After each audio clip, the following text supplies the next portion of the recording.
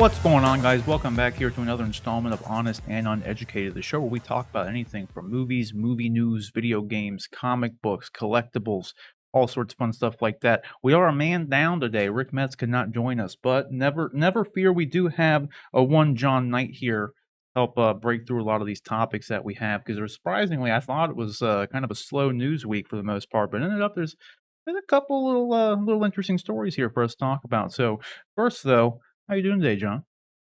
I'm doing pretty good, man. The War for Wakanda expansion came out this week for Avengers, so I've been getting back into Avengers pretty heavy over the past couple, I don't know, 2 or 3 months maybe. So I've been getting into the new expansion. They got Black Panther as a playable character now, and that's pretty cool. So yeah, I've been enjoying that. You're still the only person I know who talks about that game. Like, I don't think I know. It's a small player base, but I'm just praying that maybe some people come back to it with the new expansion and because I mean, like I don't know, I got into a Facebook thing. Somebody on Facebook was commented on one of their promoted post or whatever, was like, "Is this game any good? I keep hearing about it, but it seems like nobody plays." And I was like, "It's a good game. I mean, yeah, the missions are repetitive and stuff, but like, is there any looter out there where the missions aren't repetitive? Like, I mean, I played Destiny that's hard for fair. a while, and I've had to do. I can't tell you the number of times I ran the various Destiny raids, or I ran the um, various nightfalls or whatever. It was just the same thing over and over. Every week I was running like multiple missions over and over. So like I understand that criticism of it. I still think, there's a couple things. One is the game's pretty well done. The combat's good. Like the characters are awesome. I think the characters all play differently, and the fact that you've got, I mean, you think about it in Destiny, like you had three different types of characters, and yeah, they had different tree skills and stuff, but so does, Avengers to a certain degree, and you've got 8 different playable characters in that right now. Um, and then the main part of it for me, excuse me, is that where else are you going to be able to play a good, comic book game nowadays? Like, what other good comic book games are even out there right now? Like, yeah, the Arkham series was awesome and great, but it's been what, 4 years since Arkham Knight, 3 or 4 years since Arkham Knight came out, and that was kind of, and I guess you got Spider-Man on the PlayStation, so yeah, I'll give you the Yeah. Spider. But even that, I mean, Miles, which is Spider-Man Miles Morales, which is the latest one to come out from that, which was excellent and an amazing game, has been out for over a year now. So they kind of got the whole game going on right there with comic book games. So It is an interesting thing to actually think about when, like, comic book movies are, like, the big thing right now. Like, comics are huge in the movie world, but, like, video sure, games, you would think would be a perfect, symbiotic relationship. Like, why wouldn't there be more comic book based games? But there's just not. Like, I think no, you pretty much just named them all. I mean, other than, like, the Injustice games, sure. there was Marvel I mean vs. those, Capcom, but that, like, the Marvel vs. Capcom Infinite, a lot of people didn't like it, and then on top of that, like, that was, like, a long time ago at this point, like 6 years or something, I feel like. sure. Like, and then I guess you had the Marvel's Ultimate Alliance 3 finally came out, but they made that Switch exclusive, so, like, Yeah, it's which just is a kinda. shame because that's a great game. I love that game. I still haven't picked it up, like. Oh my goodness. I've played the hell out of that game, like, and it's, I mean, it can be grindy too, but again, people that say like, "Oh, it's boring, it's the same thing over and over." I'm like, "All right, what game are you playing that's not?" Like, yeah, online multiplayer shooters are not the same because you're playing online with other people, and Mhm. each iteration is different. Yeah, I'll give you that's a different game, but like I don't know, beyond, and in the story for Avengers, like you play through the story campaign, it's a good 10-hour story campaign, and it's a good story, it's a good campaign. So like you want to compare that, like I know Spider-Man was a much longer campaign. Not So Miles. yeah, I mean I guess, but Miles wasn't. Exactly. Miles Miles is like wasn't. a 4 So hours you could get that thing done or something. yeah. Yeah. So I mean, I don't know. I think a lot of the it became real popular when the game came out to hate on it, which deservedly it kind of, I picked it up, and within the first 5 days of playing, I hit a game breaking bug that wouldn't let me progress in the story campaign. I had to wait 2 months for them to patch the bug. I mean, it was ridiculous. But they patched it, and I've gone back to it, and it's a good game now. I think other than the like the complaint of repetitiveness, I think the biggest problem, at least at launch, was like lack of content more so than Yeah, repetitiveness. It's just like you could only do like once you beat the story, they only had like those mission table things or whatever, and yeah, they were like the yeah, same thing. So it wasn't yeah. They there was were, like a yeah, limited amount of them to do, and they were all the same thing. But I still think the biggest problem with that game, this is coming from someone who hasn't played it, hasn't finished it to completion. Like I played it up to the Kamala Khan point. Once you start playing as Kamala Khan, I think, and like you're with the Hulk and something, whatever it is. yeah, And yeah.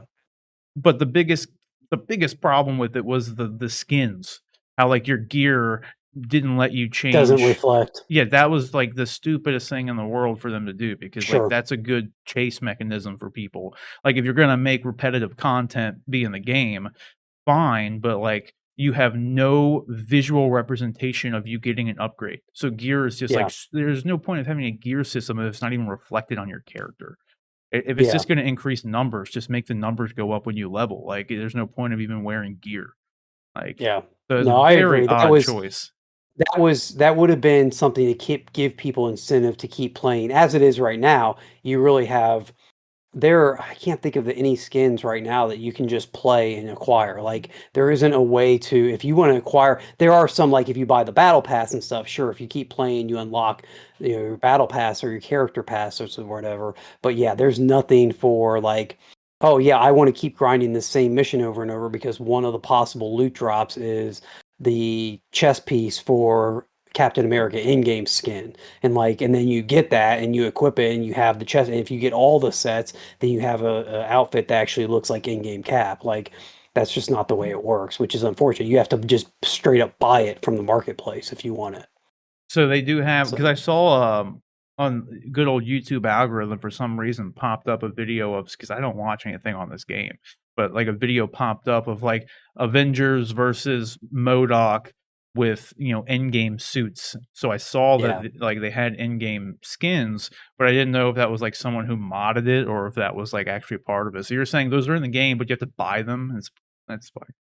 That's Yeah, stupid. so they put them in, and then there's also little things that they seem to be messing up. Like obviously they don't want to pay the actor likenesses to the actor royalties to Robert Downey Jr., Chris Hemsworth, Chris Evans. So you've got the Captain America skin, which basically looks like Steve Rod, like Chris Evans, because you've got half his face covered, like it's just his mouth with the Yeah. cowl on. So like that one works fine. Scarlett Johansson, they didn't pay, so you've got the Black Widow skin with a different head on it. Doesn't look like Scarlett Johansson. But the biggest problem, the biggest one that they is the Thor in-game skin is the Thor outfit, but then they've got a Thor with a basically pretty clean shaven face and a Yeah, I saw yeah, because it's like a like that buzz cut. guy. And it's like, Yeah. yeah, it's not, it doesn't have the beard, the long hair, like it has the braided beard. Like if you do an in-game Thor, like go all out, put the whole thing on, but Yeah, whatever. for sure. It did work okay for the Hulk. They put him in the Hulk looked pretty fine with because he had, like, this stretchy suit on, and it's like Hulk pretty much And looks like Iron Hulk, Man, so, like, Iron Man yeah, looks Iron Man's fine, just the like suit, so you don't yeah, have to pay Robert Downey Jr. for that version of the yeah, suit. So yeah. it is what it is. I'm Oh well. glad that Anyway, I hope it gets better at least because like you said, it's like if you are a fan of, like, just the Avengers in general, it'd be nice to have a game to play. So, yeah, I hope the yeah, Wakanda stuff, like I don't know, it just gives people who play it more shit to do. And like, yeah. I don't know if like at this point there's really any like saving the game and bringing like in a large player base. I think like they kind of like missed their opportunity to do that. Like in all honesty, just because like I said, I don't hear anybody talking about this game. No. Like, I hear nobody talking about it. Yeah, everything's real weird like that. I mean, that's the way it is for basically everything across the board. Like movies, like Suicide Squad. Suicide Squad bombed at the theater after the first week. It didn't hit the numbers they thought it was going to, and then it just fell off the map to the point where I don't even think it was in the top 10 this past weekend. I mean, it's only been out 2 weeks. I don't even think it was in the top 10. Like everybody, once they heard that it bombed, it doesn't matter. It's a great movie and people heard great things about it. All they heard was, oh, nobody went to go see it, so I'm not gonna. It's that FOMO. Like that's what it is. people, if you don't have FOMO, if you don't have the wind of FOMO at the back of your sails, then you're just done for. Like nobody's playing Marvel Avengers, so people don't care about, they don't have FOMO about it, and so they're not going to go back to it at this point. Well, the You need problem is something just like, it's on HBO Max, dude. well, there's in Like, the Suicide Squad, yeah. I wish they would. Here's the thing that scares me though about the Suicide Squad is that they haven't, as far as I'm aware, they haven't even released the HBO Max numbers. They did. They I can't did? remember where I saw it. Somebody said that it was out there somewhere. It's 4 million views, I think, or 4 million households have watched it. 4 million. I'm Um, looking at it right now, actually. 4 million. At least this article I just pulled up has it listed here. Um, 4 million households checked out HBO Max in the first 10 days. So I mean, it's probably more than that overall, but yeah, I was just trying. I'm curious. Like that movie deserves so much better. Like it's so good. It's just such a good fucking oh, movie. sure. It's so good. Like, Yeah, I mean, it's curious too because here's a Screen Rant article I just pulled up that says that it was watched by 2.8 million households. I wonder what their internal numbers equate that to. Like, because there's got to be some box office equivalent that they equate that to. So. well, I mean, here's the I thing. mean, see, So if in the if you say households and you say there's only one person in the household watching the movie and 2.8 watched it, that's an additional $42 million that it made that opening weekend. yeah, Now, the likelihood is that there was more than one person in those households watching exactly. it. There was either couples or groups of people maybe even got together to watch it. In which case, you're exponentially increasing that amount, but still, it's all hard to. I would say it's a pretty safe bet to at least factor in that of those 4 million people, that there was actually two people. So like there was like, let's say you can keep the 4 million number, but add 2 more million to it, as there was more than likely couples watching it more so than one person watching it. You know what I mean? So at that Mhm. point, you are looking at an extra $60 million in its first week, like a safe estimation. That would have been $60 million on average with a $10 ticket price average. And then you couple that with the, what was it, like $25 million opening. So I would say it's a safe bet if you were to just like roughly include the HBO Max numbers. And like I said, just account for at least 2 million of those 4 millions being at least two people watching it. That's an $85 million opening, which is pretty respectable, especially in the Yeah, pandemic. The problem yeah. is it was on HBO Max, so you don't really get that. Half of those people could have already had HBO Max, so they didn't get new subscribers. You know what I mean? There's no other than views, there's no real way of correlating if it really helped HBO in any way, shape, or form, like if it brought See, but in I think subscribers, like Yeah, I think if they watched it though, you almost gotta equate part of the monthly subscription cost they pay. Like you gotta say that that movie helped retain that subscriber for that month. I don't know. Maybe I'm wrong, but no, it's true, but it's harder to correlate, like, did they watch it just because they had a subscription, or did they have their subscription because that movie was coming out? You know what I mean? Because okay, you could, easily equate, like, new signups the day of its release that, okay, well, they sure, more than likely definitely. was expect like, those people explicitly probably signed up to watch Suicide Squad, sure. Right. Or you just track what they, if somebody signs up and then they don't watch anything and that evening they end up watching Suicide Squad, or even if that's the first thing they watch a couple days later, Yeah, then you can easily correlate that to being the reason. for sure. But I would definitely say that, like, I would this is obviously is no way backed by actual evidence, but just by factoring in the 4 million in 10 days, the first 10 days, and then assuming, 2 million of those were at least two people, and more than likely, I would say it's probably higher than that to where, like, couples or families watched it, but I would safely say that the movie theoretically made 85 million in its first 10 days at minimum. Honestly, that would Yeah. have been just including opening weekend and then not whatever the hell it went on to make in the next week. So I think it ended up making like 10 million or something, or 15 million. And because I think it had like a 70% drops, if I'm remembering correctly. That in sounds its right. second Yeah. weekend. So it was probably only another 10 million. So it was like 35 million plus the, I am saying 60 million from HBO Max, which would be in 10 days, almost $100 million had it not. So had it not been on HBO Max, we were looking at like easily almost $100 million movie in its first week, and then it would have had much more Hmm. word of mouth. People would have went out to go see it, just like Free Guy, essentially the same way Free Guy is going on right now. Like 35 million people went to watch that, and then or no, they had like a $28 million opening or something, which was like almost the same amount of Suicide Squad had, but then it was seen as a win, where Suicide Squad was seen as a failure. But yeah, we're gonna talk about Free Guy here in a little bit anyway, though. But first, before we get into the main topic, so I did also want to, while we're just kind of talking about some stuff off the top, might as well bring these up too. We had some new Venom posters come out. I'm not sure exactly how new these are, because these they're still listed as coming out on October 15th, when the movie's That been was since been pushed back 3 weeks. yeah. So I'm pretty sure that these posters were made up and not edited to reflect the new release date, which is interesting because, like, I'm pretty sure, if I'm remembering correctly, I'm trying to find where I pulled these posters from. Um, so it was a recent thing than when these came out, and I'm fairly certain it had already been delayed when these got released, but I might be wrong. Yeah, so Hmm. these posters came out, at least, on Superhero Hype, where I first saw the article that posted these. It was 6 days ago, and pretty sure they pushed the movie back It's been over a week, I more than think. 6 days ago. Yeah. So it's weird that they didn't go in and edit this to reflect, the new release date.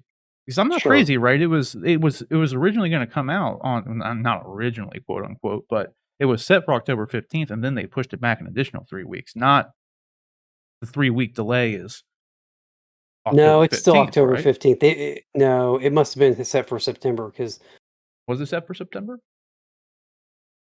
well, here, I'm pulling up there's a particle about it. Yeah, it was set for September 24th, and they pushed it back to the 15th, Okay, so so that then is the this makes correct. sense then. Okay, for whatever Yeah. reason, I always thought that they pushed it back to October because it made sense to be an October movie. I'm guessing that's why we got that actually makes a lot of sense. I'm guessing that's why we got these posters, was also to help push the new date out there too.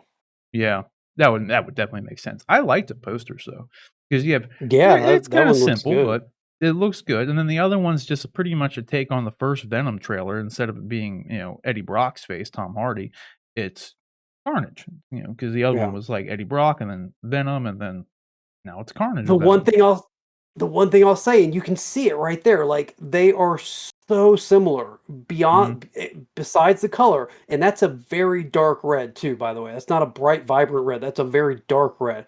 And, like, I'm telling you, man, I'm really worried when you get into the movie and they're fighting, it's just gonna be like, "Okay, there's stuff happening. I don't know what it is, but That's I fair, don't know." but Like, it I'm can't be really worse than the Riot fight in the first one, because Riot was literally, I like, have to go back and gunmetal. rewatch that. Okay, Like, I dude, have he to go was back and rewatch gunmetal that because and I Venom's don't. black, so it was, like, Yeah. impossible to see. When they were all fucking tendrils going at it and whatnot, you didn't know what the hell was You didn't know happening. whose were whose. You don't know Yeah, well, who's that's doing what. exactly, and maybe that's one of the reasons I also didn't care, because I don't remember really liking I have to go back and rewatch the first Venom because I just don't have very good memories of that. Like, I watched it once and I was like, "Really? That's everybody's losing their shit over this?" I liked it. But I thought it was good. okay, well, I again, didn't love I'll it, go back and but I'll go back and rewatch it. I'll give it another shot because I just remember thinking kind of like, really, because it was hyped up, like people were yeah, loving it, and I was like, all right, I need to see it. and did But well. yeah, I mean, this with Tom Hardy and Woody Harrelson, I don't see how it can be bad. But again, like, I'm really, if I you just lose me. You completely lose me if your fights are not, if you can't tell what's going on. Movies with shaky cam footage, movies with, it just I tune out. I'm just like, what the F? Like, why won't you just show me what's going on? I know why you won't, because either your stunts aren't good or your VFX aren't good or whatever. Um Or but it's a choice you made that's a very bad choice. It's a very bad choice, yes. The only thing that I would say I could see you potentially having problems if it's just, like, overtly, like, nighttime, then it might be kinda hard, but as long as they have I think the red and black is a good enough contrast between the Right 2. here, I'll say it is, yeah. Yeah, In this shot, I think that there's a very there's, you know, it's a lot easier to tell them apart. Um, but this is also really well lit, and we've seen just from the exactly. trailers that, like, the church scene, it's at night, and they're obviously gonna do a lot Yes, of these fights at night anyway. Because I mean, honestly, it fits the theme of it being, like, nighttime as opposed to it being daytime, but it's easier for them to cheese the effects. It isn't that they don't have to do, like, crazy high res shit when you're doing it at night. It just lets them, kinda sure. skimp a little bit, Your so it lighting makes effects sense. don't have to be as good because, you know, there isn't light to Yeah. affect. So, the only thing that, like, I'm a s my hope is that just because it is such more of a stark difference coloration, that even though it is night, it should be fine because one's red and one's black. But then the other thing is they do have very different body types. Like, Venom is a lot chunkier and Carnage Yeah, is lankier. So, problem is, though, and you see it with Carnage especially, he's constantly fucking, like, spreading his tendrils out and making weapons and shit, so he never really stays that more slender looking form. So, if they start doing that, like, and then, like, maybe Venom starts doing that, like, just tendrils popping out everywhere. It could if it's dark enough, it could be kinda hard to see what the hell's going on. Like, it really could. yeah, And, like, you do see that Carnage even has a lot of black running through him, it's not just a solid red. So, that combined with dark and then the tendrils are a lot thinner and you have red and black coursing through it and it's moving fast and all fucking chaotically, it could get kinda it could get annoying, but I do it can't be worse than the riot fight though, because those 2 like, there was not enough of a difference. You got black and you got gunmetal, and they're both pretty much the same size. Riot was just a little bit bigger, but again, it was all tendril bullshit half the time, so it was like, you just watched it and had no idea what the hell was going on for the most part. At least that's how yeah, I did. Like, I was like, "It looks cool, I just don't know what the hell is happening." Like, but I think it's cool, I'm excited, I'm really stoked to see this movie in the end. It's yeah, probably definitely. one of my more anticipated movies because I actually did really like the first one, I had a lot of fun with it. So, Mhm. I'm excited for it, man. And like we've said Yeah, I hope before, it Woody Harrelson is, like, the best casting for Cletus Cassidy that you could possibly gotten even back after Natural Born Killers, he's literally been a fan cast for Carnage for, like, the last 20 years, and it actually happened. So, like, that's pretty cool too. Like, yeah, so it is what it is. But, other than that, the only other off the top here before we get into our main topics is next week, we have a lot of stuff to look forward to because my guess here is we have CinemaCon next week. It kicks off on Monday. So the assumption out there amongst the industry is that that's when we are getting our first Spider-Man No Way Home trailer.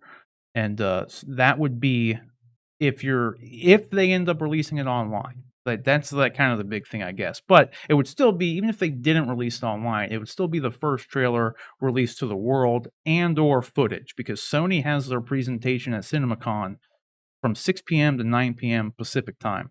So, you're looking at, 9 p.m. to, midnight Eastern time, so if the trailer does drop or any footage is released, I would expect it to come out, they'll probably this is all I have no insider information with this. This is just a guess, but my guess is that they're gonna end this 3-hour presentation they have with the Spider-Man No Way Home footage. But there's more than just Spider-Man stuff to be hyped about, at least with this one, because my they got Uncharted. I'm sure we'll get some footage or some more stuff about Uncharted. We got Venom, we got Morbius. And then they have other stuff too that I just can't think of, like that, non-comic book related stuff because they're gonna be showing off their, everything they have coming out and for the rest of 2020 and then into 2021. Because if you're not familiar with CinemaCon, it's essentially rest of NATO. 2021 into 2022. Yeah, yeah, yeah, sorry. for whatever reason. I'm There stuck. we go. We lost a year, so I just We still lost a think, year for the pandemic, yeah, yeah. I still just think that's where we're supposed to be. I mean, Venom was supposed to come out in 2020, so that's where my Yep, headspace is at. yep. But CinemaCon is essentially a big event like, PAX or the Comic-Con kind of thing, but it's held by NATO, the National Association of Theater Owners. So all the big studios and everybody come in and they showcase what they have coming to get, the theaters hyped and like the theater owners hyped and everything like that. So there's a big week of stuff this next week, like that could potentially be dropping. The only you run into the issue of at least for people who are not in attendance, whether or not what they're gonna actually release to the public, because if they just show, like, footage or, like, a sizzle reel or something, there's a chance some of that might not be released. I would guess that, like, if they drop a Spider-Man: No Way Home trailer at CinemaCon, they'll probably subsequently drop it online as well, but, like, with Uncharted, I don't know if we're gonna get a full trailer for it. I would honestly kinda suspect they would have a trailer by now because that movie wrapped, like, it wrapped a couple months ago, like a while ago. I think they've been done filming that movie. So that's just all on, this like today, technically. This video is out on Monday. So this is later today at this point. So we have that to look forward Yeah. to. And then on Tuesday, um, who's doing that? We got MGM and then I think Universal's doing their, Warner Brothers on Tuesday. So You solid think they give chance. us another Bond trailer? Bond's a weird They've one. already I would released assume, they already released but so many trailers for it, yeah. but now that it's finally coming out, they probably need to start putting it back out there that people will remind them that it's coming. I mean, they had released, I think, 3 trailer at least 2, maybe 3 Yeah. trailers prior because they thought it was gonna come out last year. The thing is too with Bond, I could see them honestly pushing it back to 2022 as well. Yeah, that's true. They've pushed it so much so Yeah, far, it's yeah. like, cause the Broccoli's and everyone a part of, that Bond movie, they've already been offered by Netflix just to straight up buy it so they could just put it on Yeah. streaming, and they're refusing it. Like, they specifically want it to go theatrical because they said essentially the starting price is $600 million for anybody who wants to buy it, and nobody's gonna buy it for that price. So, it's obviously they're holding out for theaters no matter what here, and I depending on how much money, like, Shang-Chi makes or Shang-Chi, I guess is how, MCU is pronouncing it, whatever, um, and then Eternals would, probably determine what they're gonna do with it. And me like, you can't really unfortunately, you can't really, like, compare it to Dune because it's got the HBO Max thing going behind it, so who knows how much money Well, that's gonna make. Eternals is not guaranteed to not be released as a Premier Access title yet. They were just I Technically heard a speaking. comment by Feige just the other day that said that they're still looking at how they're gonna I think they're gonna looking at what the results of Shang-Chi to determine what they do with Eternals.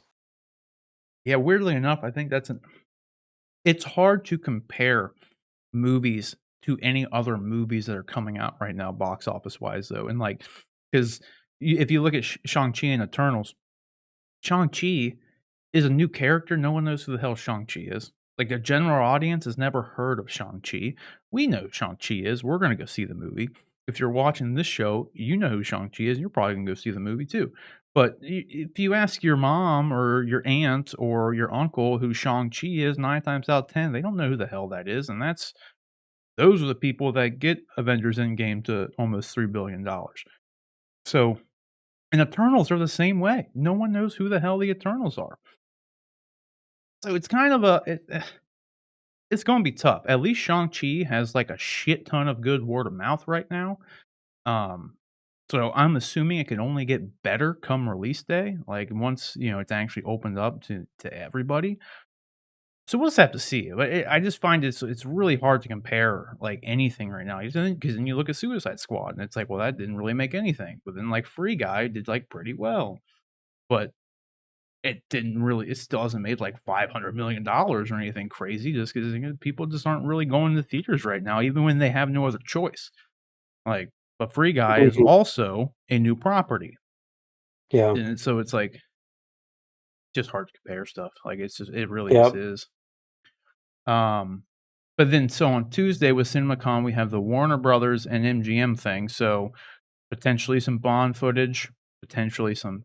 The Warner Brothers one is going to be a little bit trickier because as far as DC stuff goes, they have DC fandom right around the corner. So they're probably going to hold back on some things for fandom explicitly. So I am curious to see what comes out of the WB presentation for CinemaCon.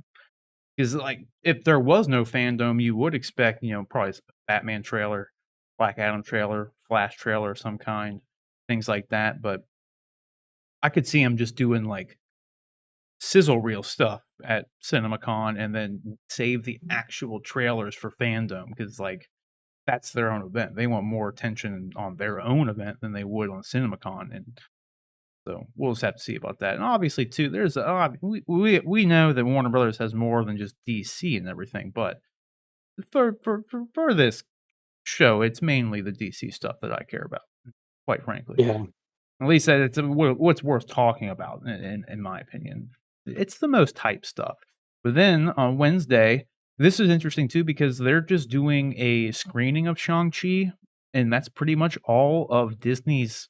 If I'm not mistaken, that's the only thing they have slated as far as any sort of presentation. But they have that on Wednesday, and then Universal has their stuff. I don't know what is coming out from Universal at this point to know what to really expect from this. I'd have to look into it a bit more. What else do we have? Then Paramount, so some Top Gun stuff, more than likely. But too, if you another thing about CinemaCon is like they do go all out for this. Like they bring like all the cast, like when they announced Black Adam and The Rock was going to be Black Adam at CinemaCon like 6 years ago, whenever it was, and like The Rock came out and like did it, like he was there announcing it. So like obviously, like Tom Cruise will be in house here. I wouldn't be surprised if they just didn't. Well, they don't have enough time here. I was gonna say like I wouldn't be surprised if they just didn't do a special screening of Top Gun, but I don't look like there's enough Oh, time that's for it. true. Yeah. If they did do that, it would be that would be their entire because they only have 10 to 12, so that would be the whole movie. Um, so we'll have to wait and see. I'm sure. And I've already seen enough from Top Gun to. I don't really need another trailer, so I don't know what they're going to do with that. But obviously, Tom Cruise will be there. That's their biggest thing right now.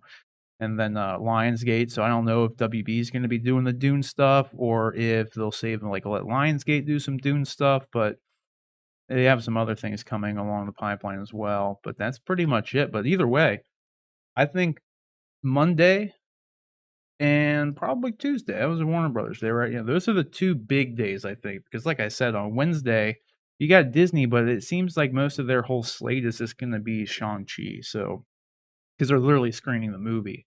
I don't know how much more they're going to do at all.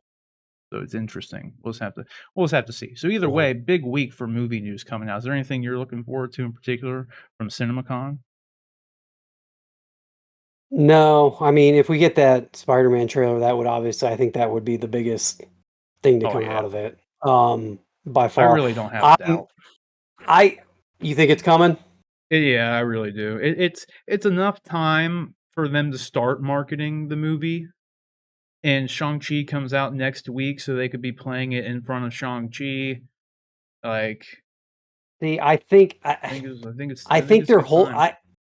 I kind of think they might be holding it just because, like, if they need just that extra motivation to get people to go see Venom.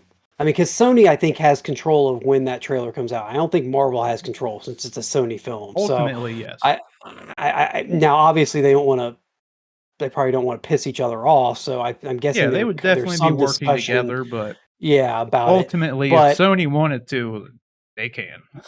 I the only thing that gives me pause is if Sony, because Sony obviously is very concerned with when Venom releases and maximizing its box office because they've delayed it so many times. Even now, they're pushing it 3 weeks, and who knows if they push it again. I mean, I honestly think Spider-Man at this point could get pushed off its December date. I mean, if things continue to go the way they are, I think it could get pushed.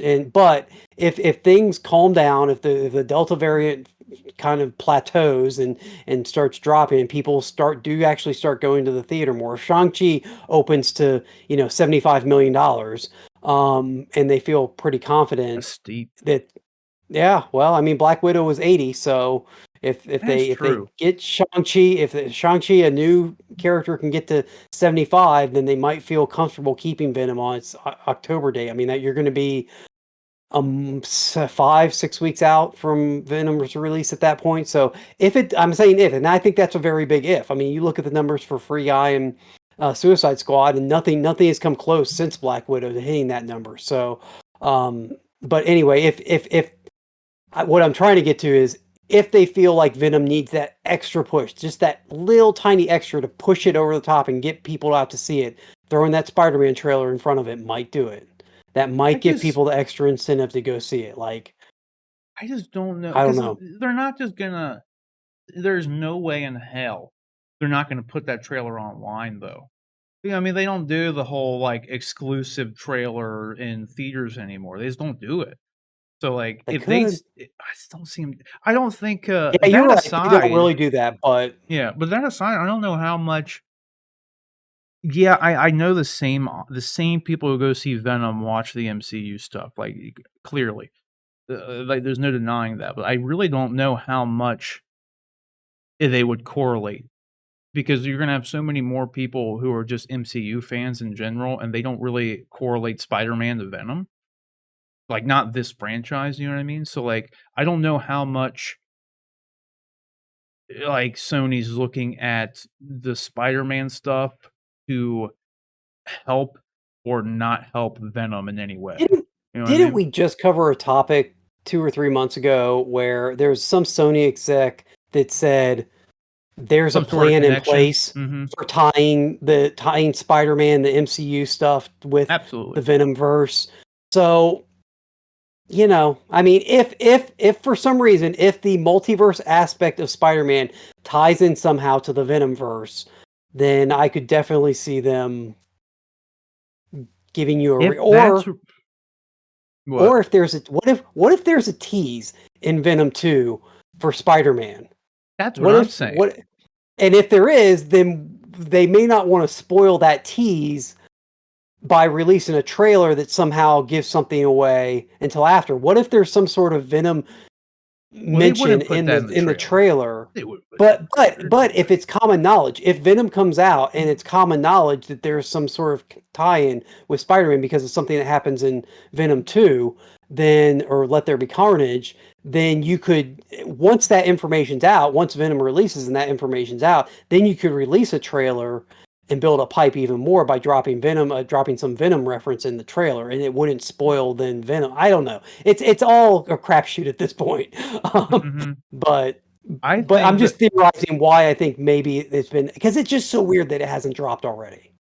I don't think it's weird it hasn't dropped, because honestly, there's no point in it coming out, like, 6 months prior, especially with, like, right now. There's no guarantee it's even coming out. They could The push it only reason again.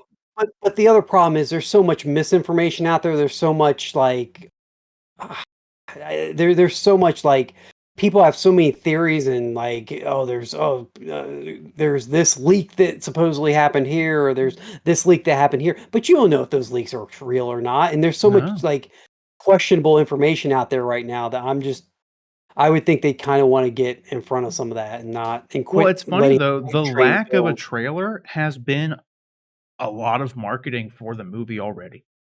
That's very true. It's Yeah. literally a meme. Like, Kevin Feige got asked on the red carpet at the Shang-Chi premiere, I think it was, or it was an interview shortly after.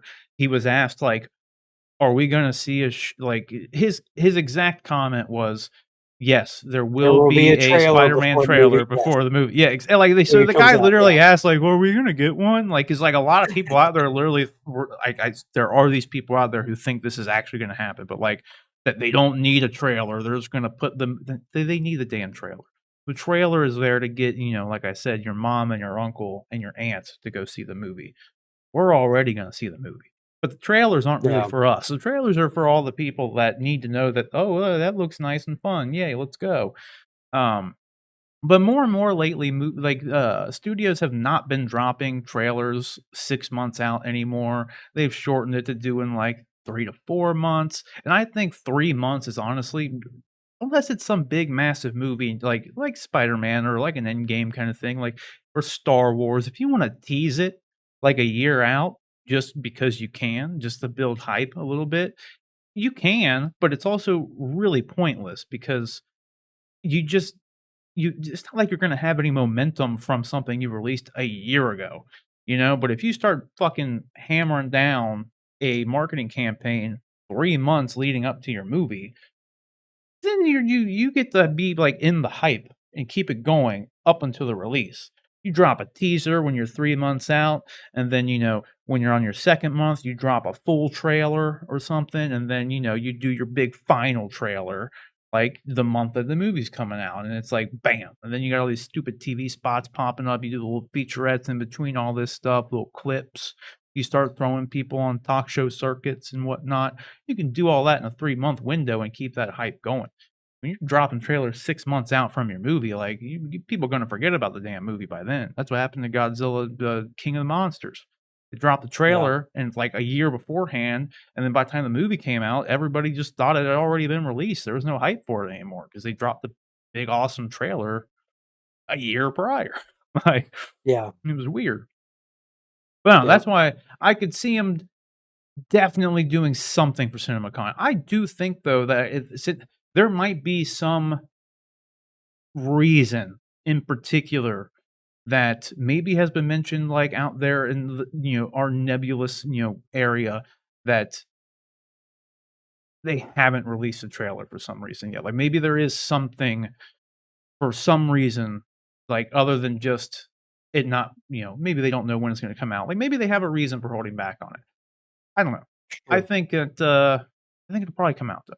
I think we'll probably get it at CinemaCon, but I really wouldn't be surprised if they just have, like, a featurette or something, maybe show some footage, but it's nothing that actually tells you a story or anything. It's just, like, some stuff of Peter swinging through the city or something, and, like, maybe I really have no idea.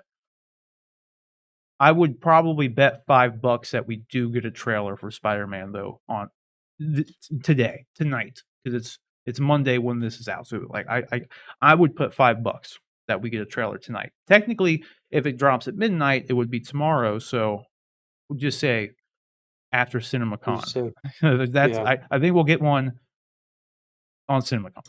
Like, I think that's when it's gonna drop. But nevertheless, that's what I'm hyped for more than anything. Is Yeah. like Definitely. Monday and Tuesday, the Sony stuff, and then the WB stuff, because I'm curious to see what they're gonna do with all that. So we'll just have to wait and see. But guys, the question is, what do you think about all that? This was probably the longest intro we've ever done. We were a 40-minute intro in here, but we talked about a lot of stuff. We had the CinemaCon slate for next week. We had the 2 Venom trailers. Let us know what you're hyped about from CinemaCon, and down in the comment section below. And then what did you think about these trailers, or these posters rather, for Venom? I think they look pretty good. I do with John. I worry about being able to tell them apart, but I'm hoping the red does it enough. We'll just have to wait and see, and hopefully this damn thing comes out on October 15th, because I like the first Venom, so I'm really hyped to see this movie. So I hope it hits that date. Then we have a good little see Shang-Chi in September, and then you go and you see Venom in October, and then you see Eternals in November, and then Spider-Man No Way Home in December. It's a pretty good 4 months. So I want it to stay that way. And Dune's in there too at some point. So whatever you think about all that, though, let us know down in the comment section below. But also, do not forget, you can submit topics and questions. Before we get into our main topics here, you can submit topics and questions to us just by emailing us at honestanduneducated@gmail.com. That's honestanduneducated@gmail.com.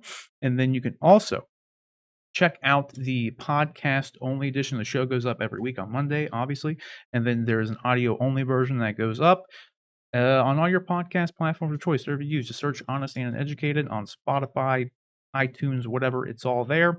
So go and follow and subscribe to the podcast, and then we will be getting into our main topics here right now. All right, guys. So our first main topic here, I did mention earlier that we were going to be talking about Free Guy. And here we go. We're going to talk about Free Guy now. And I will give a little bit of a spoiler-free review of this because I did go see this last week as well. So it's pretty good, but I'll get into that here in just a minute.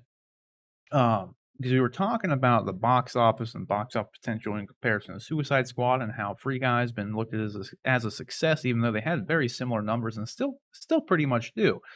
But Free Guy at this point has, as you see here on Deadline reporting, they have the best second weekend, it's like the lowest second weekend drop in like the pandemic times, which is pretty impressive, all things considered. Now, granted, you have to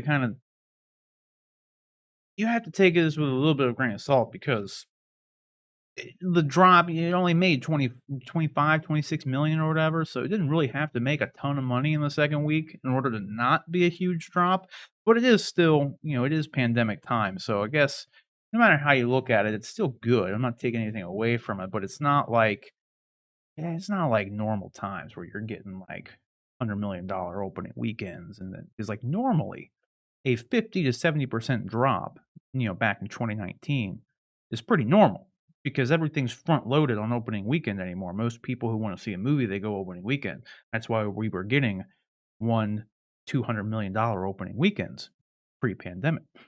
So that being said, though, this is still great numbers and like it's pretty impressive for a new franchise, but it's got the Ryan Reynolds effect to it, which obviously helps out a little bit. And it's a pretty good movie. But when you go down here to look at the rest of the box office here, the thing that shocks me the most about this, like we said, we were talking about a little bit earlier, is just Suicide Squad, man. I feel like this movie, it just deserves so much more. Like we're sitting here looking at in week 3 of Suicide Squad, it's made less than Free Guy has. Like, that's insane to me. Because, like, frankly, I know one of the main reasons I was telling John this off camera, was one of the main reasons I even went out to see Free Guy was because I saw a lot of people saying that, they liked Free Guy more than Suicide Squad. And, like, yeah, they're not really the same movies, but they both have kind of over the top humor to them. I think that's really the only thing that really makes them comparable in any way, shape, or form. But the fact that some people out there were even remotely suggesting that they enjoyed Free Guy on the same level or more than Suicide Squad, I was like, well damn, the movie must be good. So it must be good. So I decided to go out and see it. And it is good, but I don't agree with it being better than Suicide Squad. I think Suicide Squad is a better movie, frankly. But it's crazy to me that Suicide Squad has only been able to come up with $50 million in 3 weeks. Like, that is baffling to me. But then, Free Guy, though, I think this is great for Free Guy. Like, and that's all we're definitely gonna be getting a Free Guy 2. That's, been talked about, so I'm excited to see where that goes. Because the movie, like I said, it is pretty good. I would mainly suggest, too, with anybody who goes and sees the movie, I won't talk too much. I don't wanna give away any sort of spoilers, but it is good, it's funny. There are some points that kinda, like, drag on a little bit. Sometimes the humor can be a little bit like some jokes work, some don't. But for the most part, it's all pretty good. And then, and it is this classic Ryan Reynolds being Ryan Reynolds. Ryan Reynolds is kinda like Kevin Hart in a way to where they always pretty much play the same character. It's always the same guy for the most part. But it's still good. It's like, I'm not tired of it by any means. So I would just say, if you ever have to get up and go to the bathroom, ensure that you're not doing that within the last 20 minutes of the movie. Because there's a thing that happens at the end that, like, with no spoilers by any means, but the best way I can describe it is like something happens and then it'll innately make you think of one thing, like from something else. But when it happens, you're just like, oh, so it's kind of like, X thing. But then, like, comes to find out, like, because 'cause you're thinking, "Oh, yeah, it looks like that. They might be doing that," but then you're like, "Well, there's no way they can do that because, this is this and that's in that." But then, camera pans around kind of thing, and some stuff happens, and they actually do the thing, and then they do more of the thing, and then there's even more stuff. So it's really good when it actually happens. So it's I was telling John, it's kind of like the Rogue One effect, to where at the end of Rogue One, they hit you with that Vader scene, and you just leave on a high note. So Free Guy pretty much does a very similar thing. Not a bunch of people die by the hands of Darth Vader by any means, but you leave on a high note, because at least I did, because of this one sequence that happens in like the last 10, 15 minutes of the movie. It's really good. So just make sure you're not going on a pee break during the last 20 some odd minutes, because it's really good. And I would be there's a surprising amount of heart in the movie. I'll give it that. It's pretty good on that front. And I would be excited to see more coming out from this world. I think the fact that it's in like this video game setting gives them a lot of just creative liberty to kind of do whatever the hell they want and make it actually kind of make sense. But based on how the movie ends, I would be curious of what a sequel to it could really be. In all honesty, I can't really get into spoilers, but I'd be curious to see what the hell they even end up doing with it. But it is really it's a really good movie. I don't think it's better than Suicide Squad, but nevertheless, John, what do you Yeah, think about this? I wanted to see it, but it was just like, I don't know. It wasn't as like right now the only games I'm really making sure I go see, or games, the movies I'm making sure I go see are the comic book ones, the big comic book ones, and I don't. So anyway, I'm gonna have to make a point to go see this now. I told you. I mean, I was even looking at showtimes for possibly tonight to go see it. But yeah, it looked good. I wanted to go see it, so I definitely need to get out and check it out beforehand. I'm glad it's doing well at the box office. I agree with you though. Like, I'm very disappointed that Suicide Squad. I mean, I hope that the numbers for HBO Max were good enough that Warner Brothers doesn't consider, because I think James Gunn is a great filmmaker. I think he does really good Mhm. movies. Not Guardians of the Galaxy, I think, is more expansive. It has more broad appeal than something like Suicide Squad. But I also think that Suicide Squad has a niche audience that, he should be able to, make movies for. And I think that he could make very good movies for DC if they would bring him back and let him do more movies. But if they consider Suicide Squad to be a failed movie, then I wonder how, Warner Brothers just they make so many mistakes as it is. It's like, I mean, it wouldn't take much for them to misread why Suicide Squad failed, and say that, oh well, it must just be people don't like James Gunn movies, and go take that route, and then you don't see another James Gunn have another opportunity to do something at DC again. So I don't know. Yeah, I I'm just with hate you. Warner Brothers so much. My hope is that now that they have the new ownership from Discovery, that like they Yeah, right the ship. I really hope that that's happens. true. And then Walter They need to do Amada some has, house cleaning.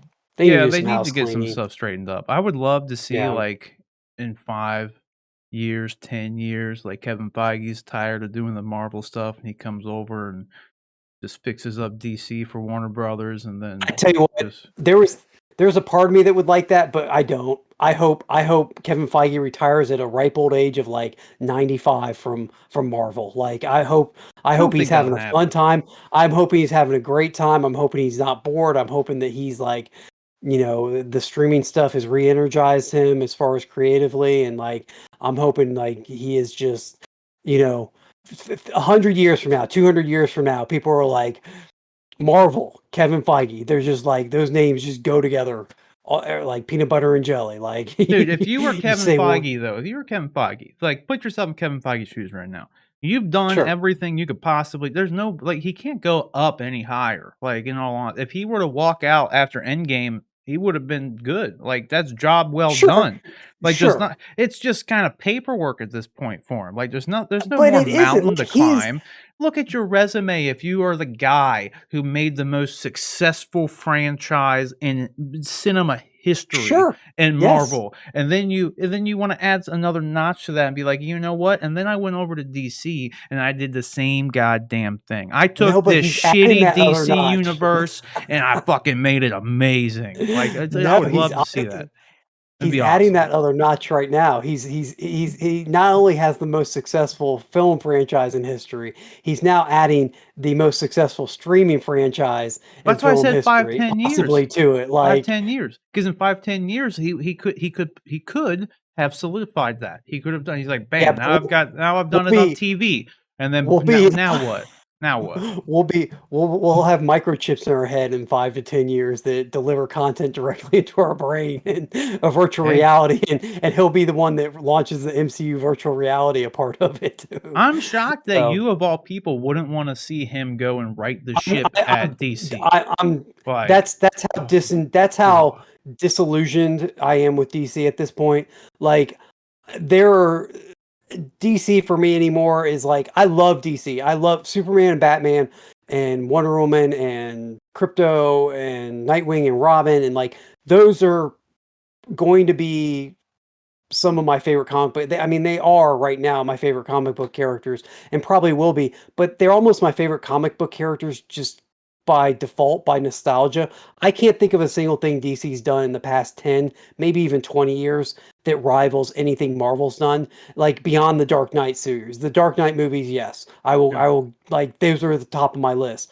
But outside of that, Man of Steel, maybe. I was gonna say Um, Man of Steel personally. Man of Steel, Yeah. but I'm saying like even comics wise, like comic stories and stuff, like DC just they haven't done anything. Like all of my love and you know just everything about me that loves DC is from when I was a kid or when I first started reading comics or a handful of movies that they've done. Like there's and not only that, the movies are kind of a double-edged sword with it because on the one side, yeah, I love Man of Steel. I thought it was a phenomenal movie. I think they did such a great job, and Henry Cavill was darn near the perfect Superman.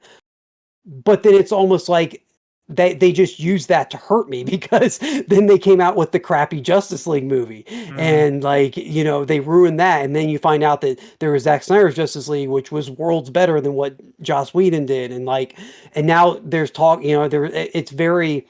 I think the writing's on the wall that Henry Cavill's done with Superman. I don't think he's ever coming back to the role, which is absolutely just the like out of everything that DC could do, out of all the bad decisions that they've made, and their bad decisions could, you know, fill Fort Knox. I mean, it's just one bad decision after another. That's the worst.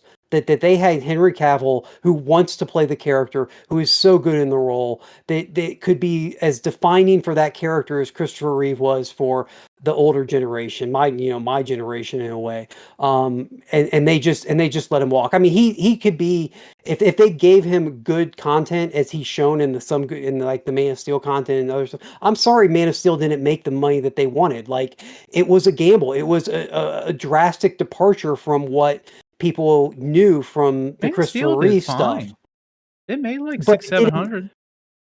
Sure. Do you remember what Iron Man made? The first Downey Jr. It didn't break a I think billion, it did made it? about It made 800. somewhere Yeah. in the same Yeah. ballpark of Man It of was Steel, around the right? same. And Yeah. I think DC's over. Oh, They just their overextended the expectations. universe stuff. They Yes, wanted Avengers they money without the doing the Avengers work. setup. Yeah, like, Yeah, like yeah, exactly, that was a problem. exactly. And so I just at this point Marvel's like I'm all in on Marvel. Like I it was just last week or the week before, like something happened with DC. I'm not going to go into it because it's a comic book related thing and we won't get into comics too much, and plus I don't want the blowback from my feelings on it like to affect anything. But like DC did something a few weeks ago that just I was just like, all right, like you clearly I'm not your intended audience anymore. Like you clearly are just you've decided that you you don't really care too much about fans that have been fans for a long time. And so and I actually I went in and I canceled a lot of my DC pre-orders for the comics. I've been buying DC comics since I was 10 years old, and like Mhm.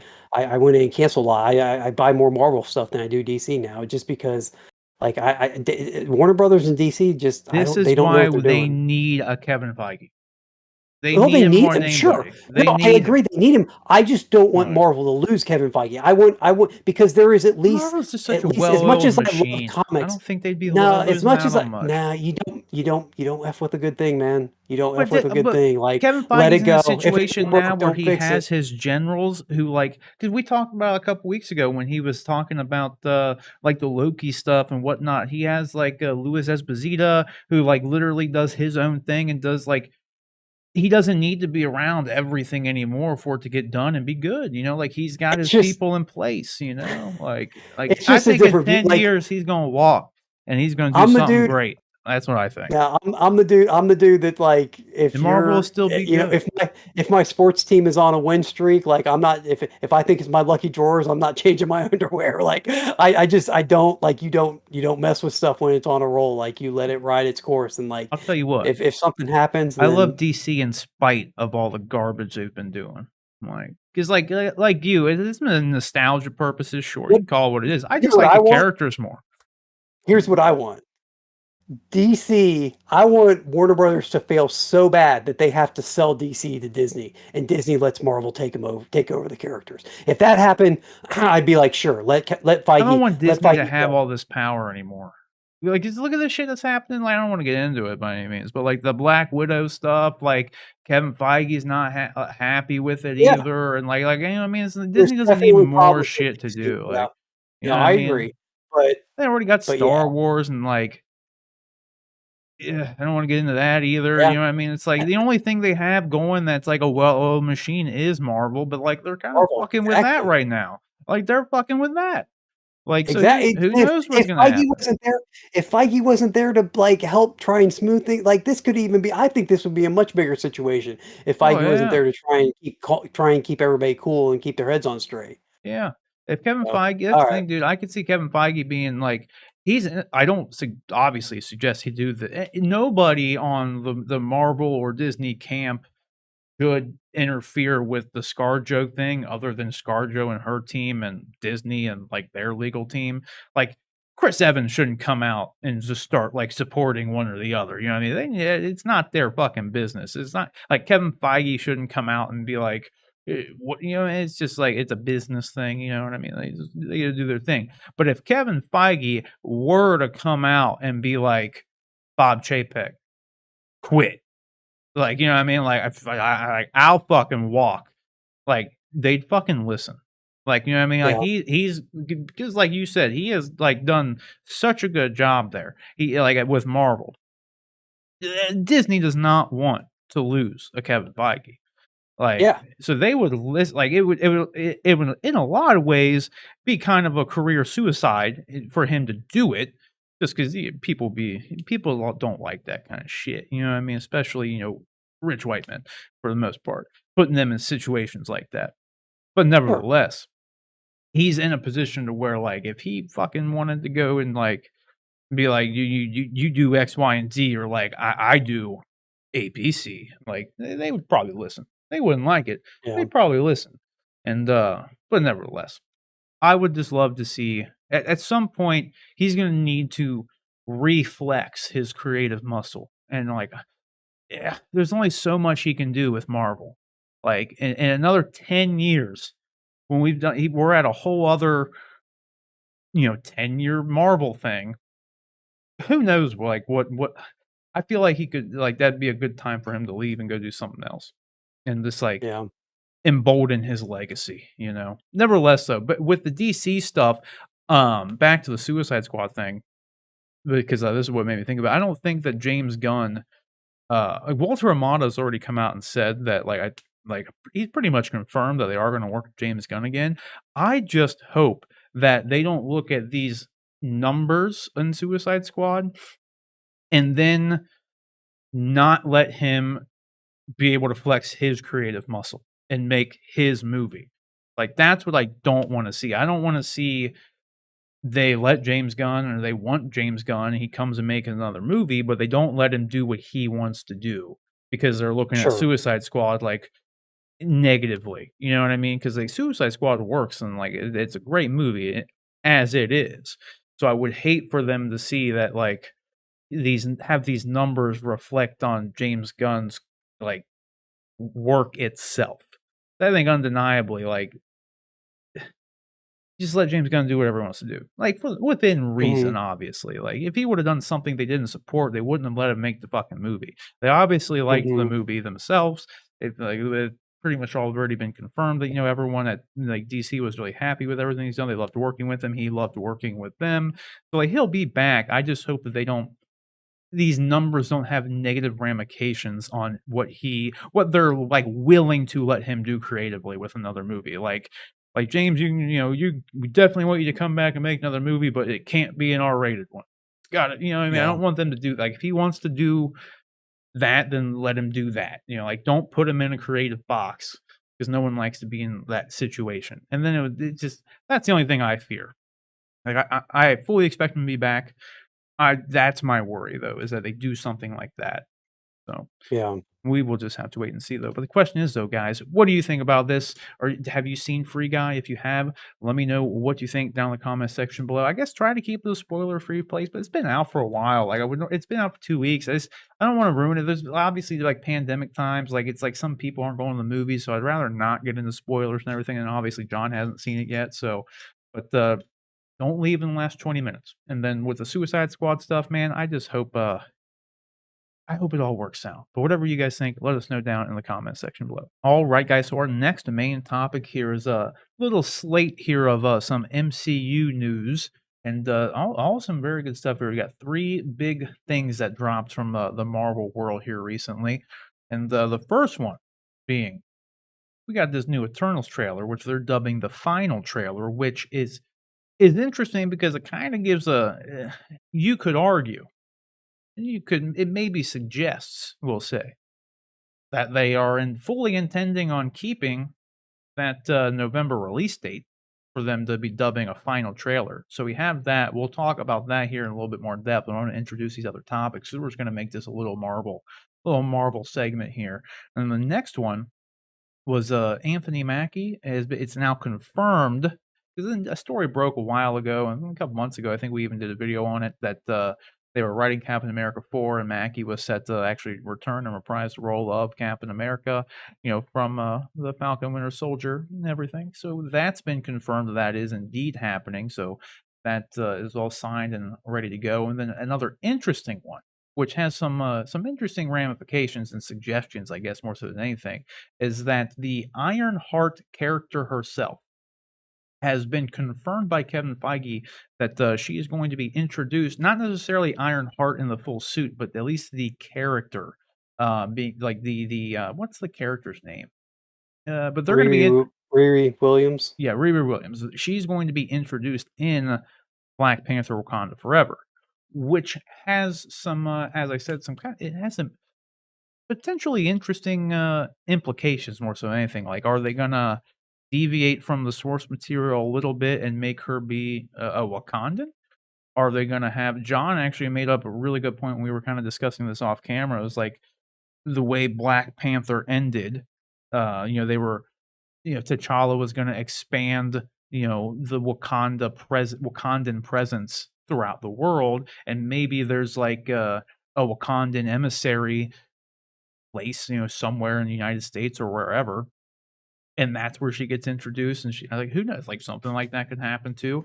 I think another thing that's kinda cool about, her having a connection to Wakanda itself is, okay, because, yeah, potentially, at least to me, implies that she gonna have, like, a vibranium Iron Man suit, which that'd be pretty cool as well.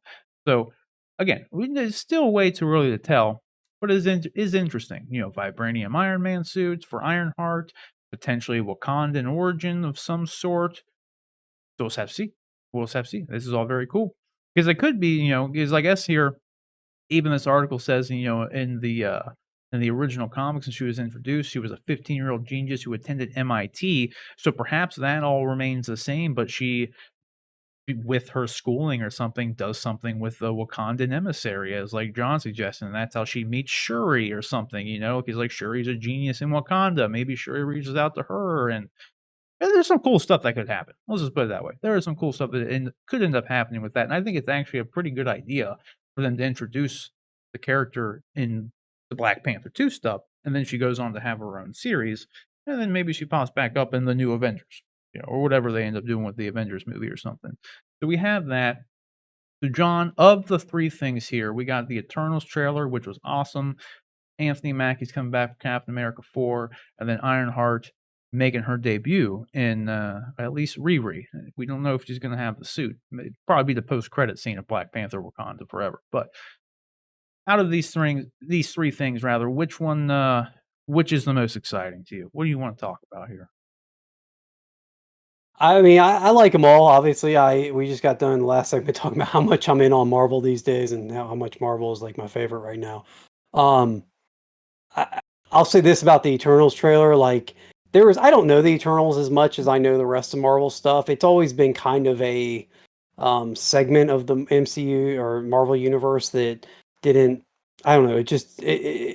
They don't play heavily in that in the comics, really. I mean, they get mentioned. They appear from time to time, but it's not like their major events. Their major events revolve around the X-Men, the Avengers, the Fantastic Four, like more so than they have ever revolved around the Eternals. So I'm excited to because they're like I said, I don't know much about the Eternals, so I'm excited to see how the movie unfolds. I don't know a lot of these characters. I don't know a lot of the references that were dropped. So this will be getting really introduced to an MCU area that I don't know a lot about. So that's exciting. I will say this about this trailer too. Like it just reinforced in my look at that shot. Like it reinforced in my head everything I thought from the first trailer, which is this movie could be the most gorgeous movie ever shot. Like some of these, some Oh, of the yeah, dude. cinematography on this movie is just mind blowing. I mean, it's incredible the visuals that have appeared just in the trailers alone. So I'm really looking forward to experiencing this movie on the big screen. I think the news, and I'm excited about Riri Williams showing up. It's cool that they're clearly tying it for all the for as wonderful. And I mean, I think it was in both. Maybe it was. I think it was. I'm pretty sure it was in my top five. I think it might have been in your top five. When we did our Marvel review, you guys can go back and look in the archives. There, we did a review of every MCU movie. But I think Black Panther was in both of our top tens and maybe both of our top fives. Um, as wonderful as that movie was, it didn't really like tie heavily into the rest of the MCU beyond the fact that it dealt with T'Challa and like, the fallout from the death of his father in Civil War. But like it was a pretty when you're able to watch that movie, it's pretty self-contained. It's pretty much its own movie. There's very little that ties heavily into the rest of the MCU in general. This seems like they're kind of diverting from that a little bit. Like if they're going to introduce Ironheart and they're already talking about how they're going to introduce her and she may have a larger role in this movie. She's clearly going to have a larger role in the MCU in general. She's going to have her own series at some point. Um, that's an interesting, little change from Black Panther 1.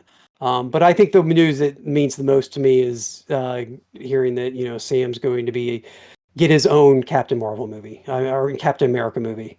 That's very exciting. I mean, it's nice that they're going to continue. It will be interesting to see because they didn't call Captain America Winter Soldier Captain America 2. They didn't call Civil War Captain America 3. So while this is being called Captain America 4, it will be interesting to see what kind of subtitle they come up with this or for this. It'll be interesting to see how heavily they either pick up the threads from the Falcon and Winter Soldier show, and how much they where the MCU is by the time this film comes out. I mean, they've Yep. announced it, but we're talking about a movie that's probably 2024 maybe before we actually see it. I mean, they still have to film it, which you would guess maybe they do next year. Maybe it's 2023 we get to see it, but I think they even have their slate of films announced out through 2023, right? So this looks like maybe a little bit further down the road. I The think last that's two, what's most interesting about this movie is where it's going to take place in the MCU. yeah, Because that remains to be seen. Like, is it just gonna pick up where the show left off? Like, I kinda yeah, doubt it would, but at the same time, like, I really don't expect Bucky to be a part of this movie because I expect there to be a second season of Captain America and the Winter Soldier, and then maybe Bucky does his own thing at some point, man. I don't know if they sure. would make a full on Winter Soldier movie, but it's interesting where this is gonna take place because there ain't gonna be some big Avengers thing that we're gonna see him in prior to this. So, yeah, Sure. like, where's he been? What's he been doing? Like, it's interesting. That's what I think's interesting about it. Yeah. No, I completely agree. I also think like Winter Soldier was a Captain America movie pretty heavily, but it did bring Bucky in. I mean, Bucky was such a huge part of that, obviously. He's in the title for crying out loud. But then you also had Nick Fury in that movie, and you had Black Widow in that movie, and I'm trying to think if there's anybody. Oh, Sam was in that movie too. Like there were so many other characters. It really almost felt like a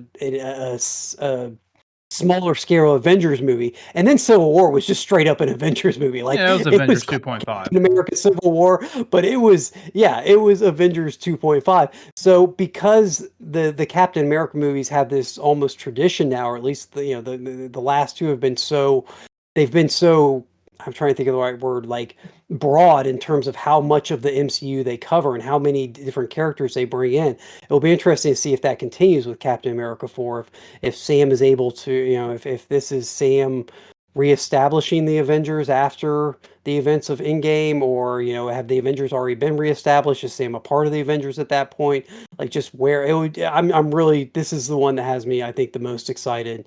Um, and just also because Sam has Sam and has been he got his time to shine really in Falcon and Winter Soldier to a degree, but this will be like him full on Captain America, not in the shadow of Steve, because it felt like the shadow of Steve Rogers and what the Shield meant and everything kind of played heavily over Falcon and Winter Soldier, the show. So that's all been kind of dealt with, and we've talked about that. So this will, although to be fair, one of the plots that never really got it was touched upon, but I mean, I think there's definitely more to explore. There would be with the first Captain America, the African American Captain America. Why can't I think of his name right now?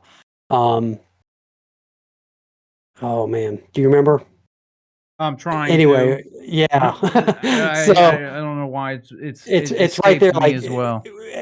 I'm Isaiah Bradley I is can Isaiah Isaiah Bradley? Bradley. That was it. Isaiah Yeah. Bradley.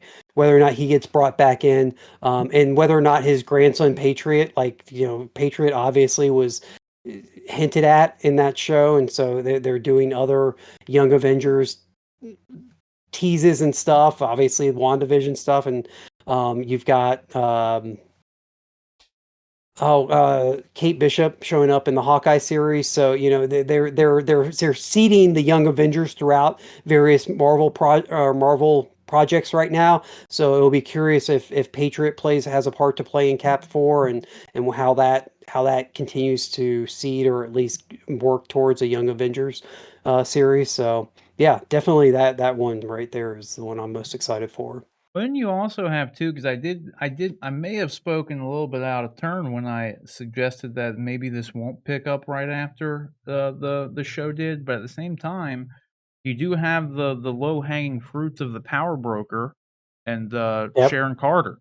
So this Sharon could Carter. Yep. just be a movie that wraps all that up, which probably would involve Bucky then at that point. But again, I think where this is going to be taking place in the timeline is going to be the most telling thing of what the hell is going to be going on in this movie because you I don't know how much you can if if the show ended with the power broker thing there. If this Mhm. movie takes place like years later without wrapping that up and has nothing to do with that, it's gonna go back in time and like have season 2 cover the power broker thing and Sharon Carter. You know what I mean? It almost makes more sense because I mean there was some theories out there, and I even suggested this too, that the power broker thing is actually going to be dealt with in Iron Wars and War Machine's movie, which makes total sense for it too because she's got her job back in the U.S. government, which is where War Machine, Rhodey is a U.S. government official. So it would make sense for that to kind of bleed into the War Machine series and get wrapped up. So Mhm. we'll just have to wait and see, like whichever whichever happens first. But in some aspect, they got to ramp up the power broker Sharon Carter thing, which at this point, kind of, I'm leaning more towards that happening in the War Machine series, in all honesty. But we'll just have to wait and Yeah. see. For me, though, I gotta tell you what, man, the Eternals is what's got me most hype out of all these things, frankly.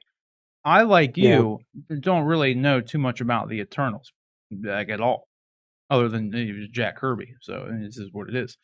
So, that's cool, and then I just like the idea of where the MCU could go with their introduction, in all honesty, and the way they're being introduced with all the Celestials, and it's just interesting. The whole thing could just open up because, like, it's hard to gather exactly what's going on in the trailer here if you're not familiar with it. But like the thing that the emergence or whatever that they're talking about at the beginning, where they only have 7 days left, and it's like, they're told that we're told in the trailer that they're there to protect humanity, but they're not allowed to interfere with anything unless deviants are involved.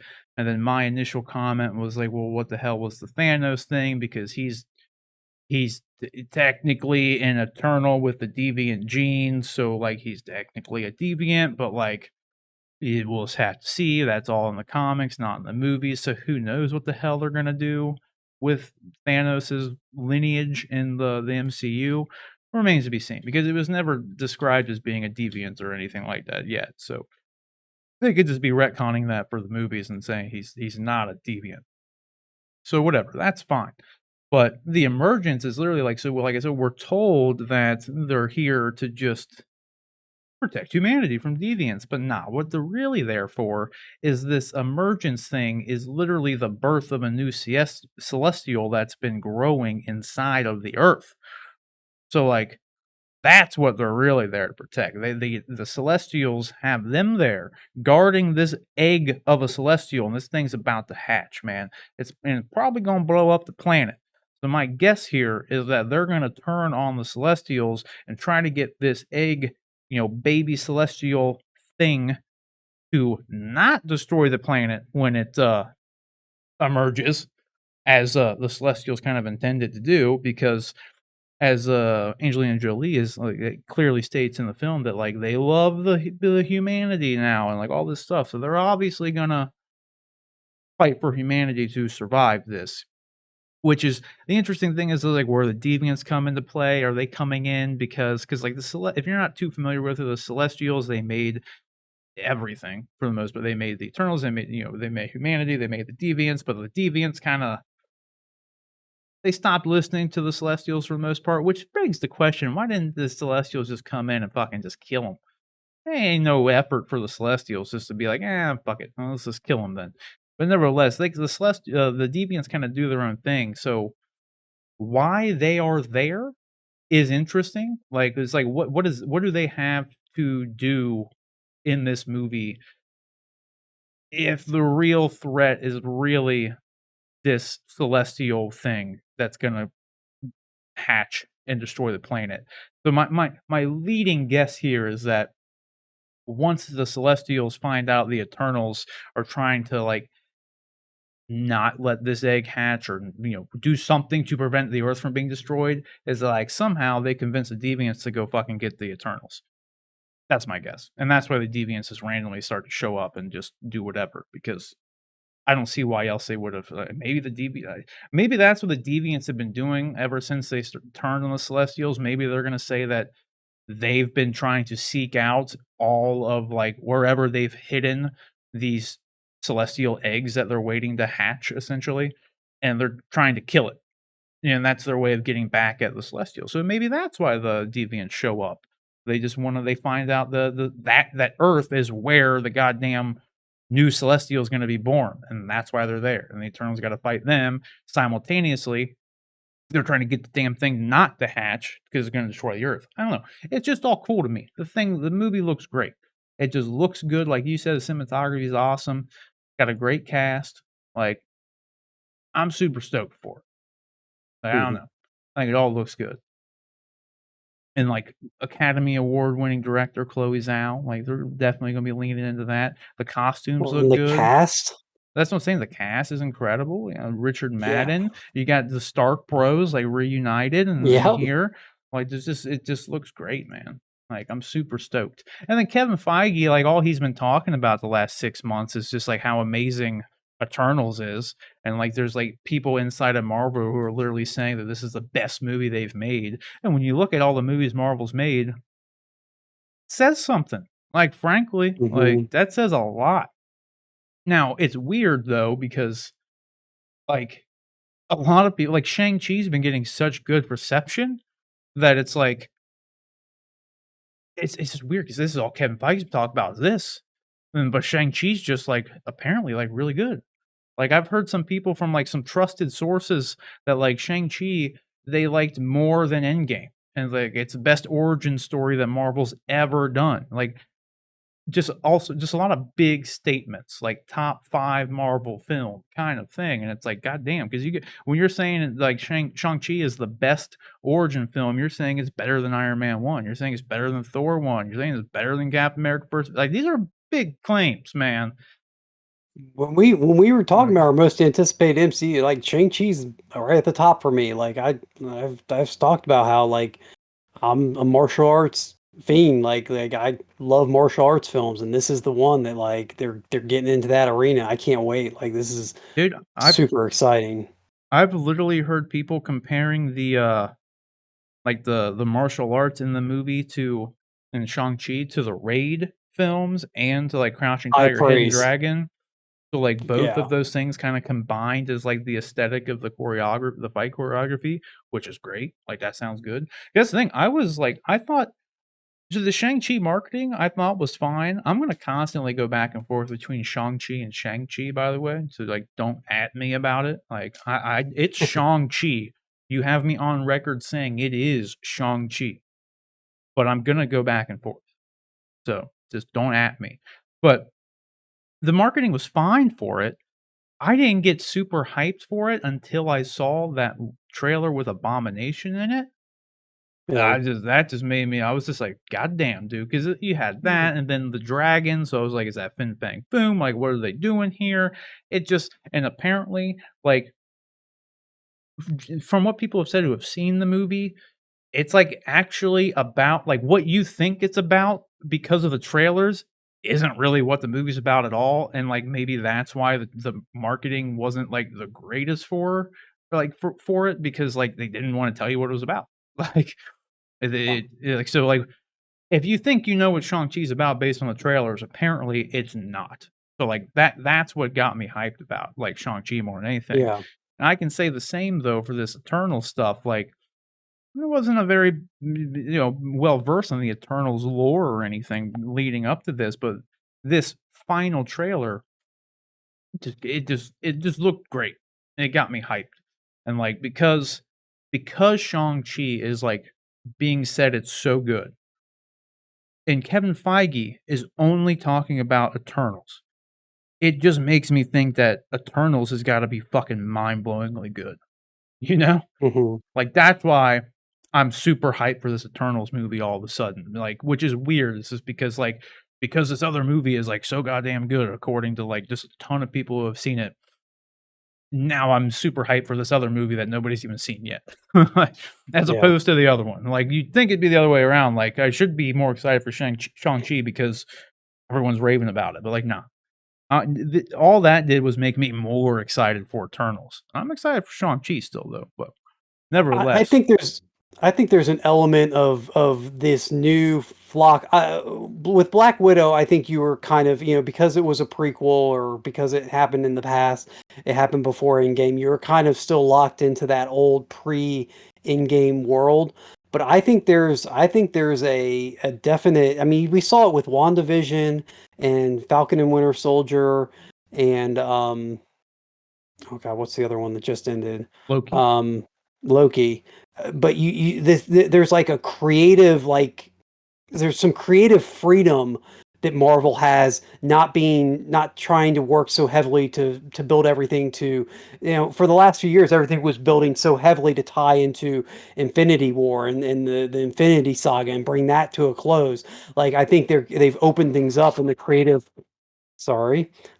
freedom that they have um with that. So I think that the everything is I think we're primed for all these movies to be very, very creatively successful and engaging. So Yeah, there is something nice about knowing that, it's funny because, like, when Iron Man 1 came out, it was just a great movie, but then you had that tease of the Avengers in the end. sure. So then everything after that, it was all just like everybody was just like, "Well, when's the Avengers gonna happen?" The anticipation was for the big team up, but we've had the big team up 4 times now.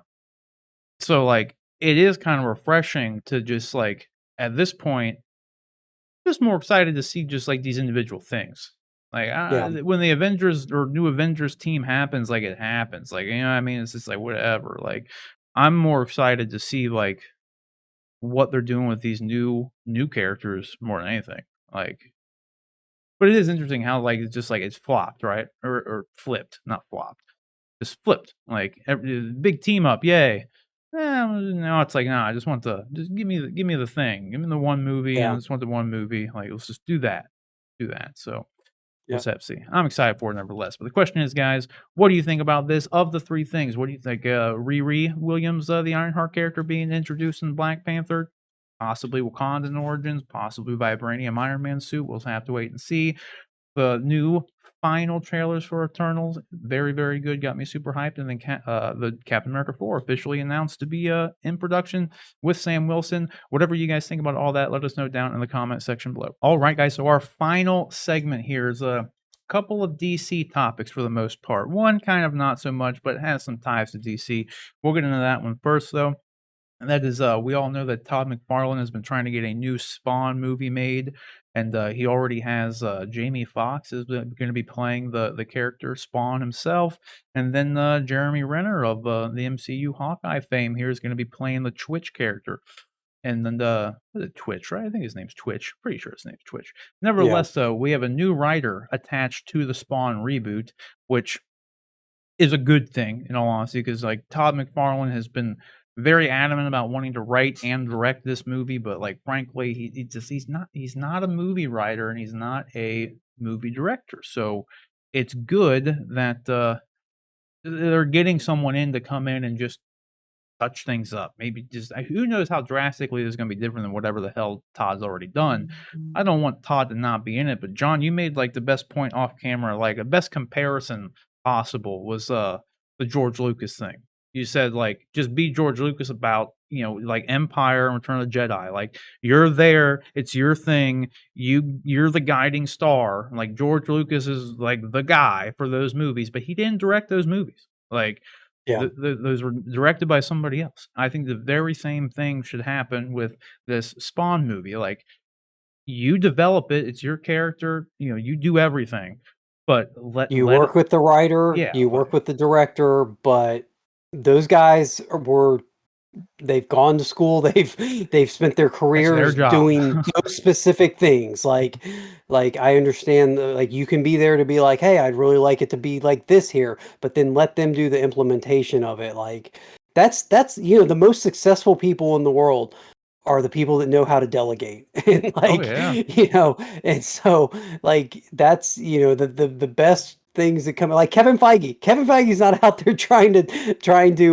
direct in Marvel movies and stuff. Like Yeah. he just hires the best people. Like he gets the best people in and like he helps creatively, I think, with a lot. But yeah, Todd, let's uh let's let the people who the professionals handle this Yeah, and stuff. nothing against Todd. I love Todd McFarlane stuff, I love No, Spawn. yeah. I wanna see the best Spawn movie possible, though.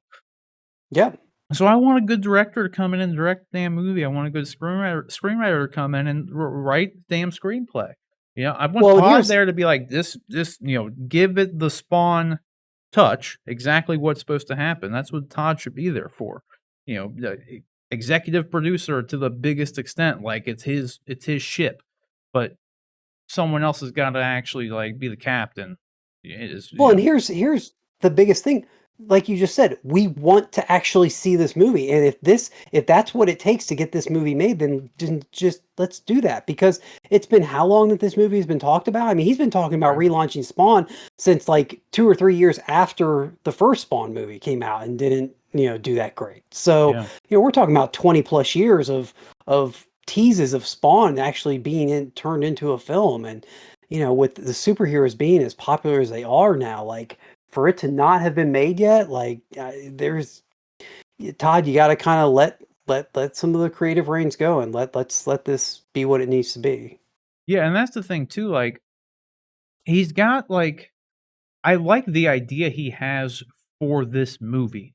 Like, Spawn is, like, the boogeyman, and he's in the shadows, and, like, he's not, like, completely, like, pretty much the opposite of the first one, it make this is hyperbole, but he pretty much it was saying, like, Spawn would be like the alien in the first Alien movie. He's not, Yeah, like, the main thing you're following, but, like, when he's there, it's his movie.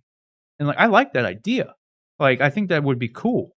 But, like, just I feel like Todd's, like, so hell-bent I don't know Todd McFarlane personally, but I've heard him talk about this movie for a long time, obviously.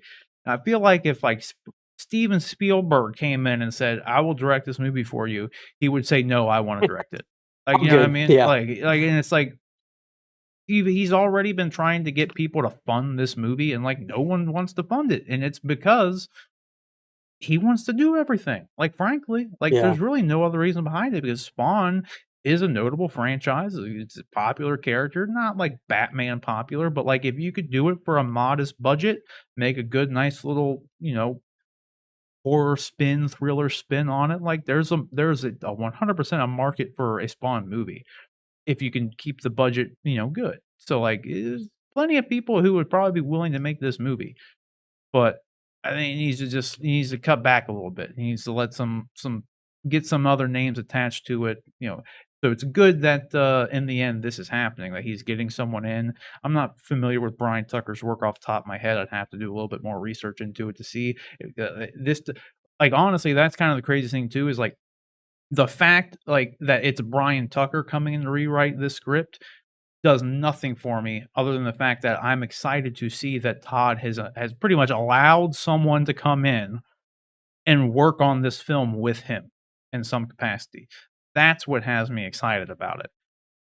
Brian hmm Tucker might be the worst person for the job, might be the best person for the job. I'm just excited that Todd has allowed someone to come in and actually work with him on it. So that's a step in the right direction. And then we also have word here. That was like I said, this is more of a DC little segment, but he's not really DC. He's his own thing, but he has more ties to Warner Brothers than not. He's in the Mortal Kombat games, whatever. You had the HBO franchise, like the animated series, that kind of thing. So sure. not really DC, but more DC than Marvel is DC. We'll put it that way. And then we also have word though. Speaking of HBO, this was kinda surprising to me.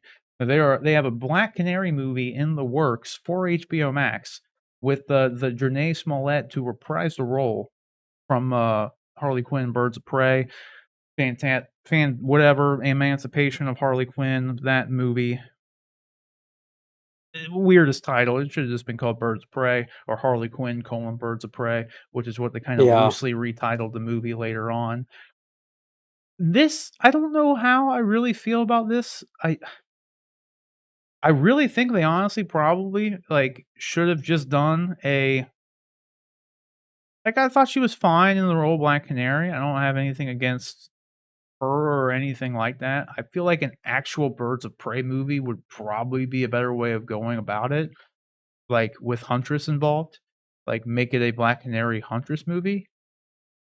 I think that's more compelling because, like, the Huntress character is more compelling to me than the Black Canary character. I mean, Black Canary's got some cool stuff in the comics, but I honestly mostly associate with Green Arrow, though. So if you're not gonna have Green Arrow in Sure. there, like I just feel like might as well just do an actual Birds of Prey movie minus Harley Quinn, and just do Huntress and just continue that, but with those two characters. I think that would be better.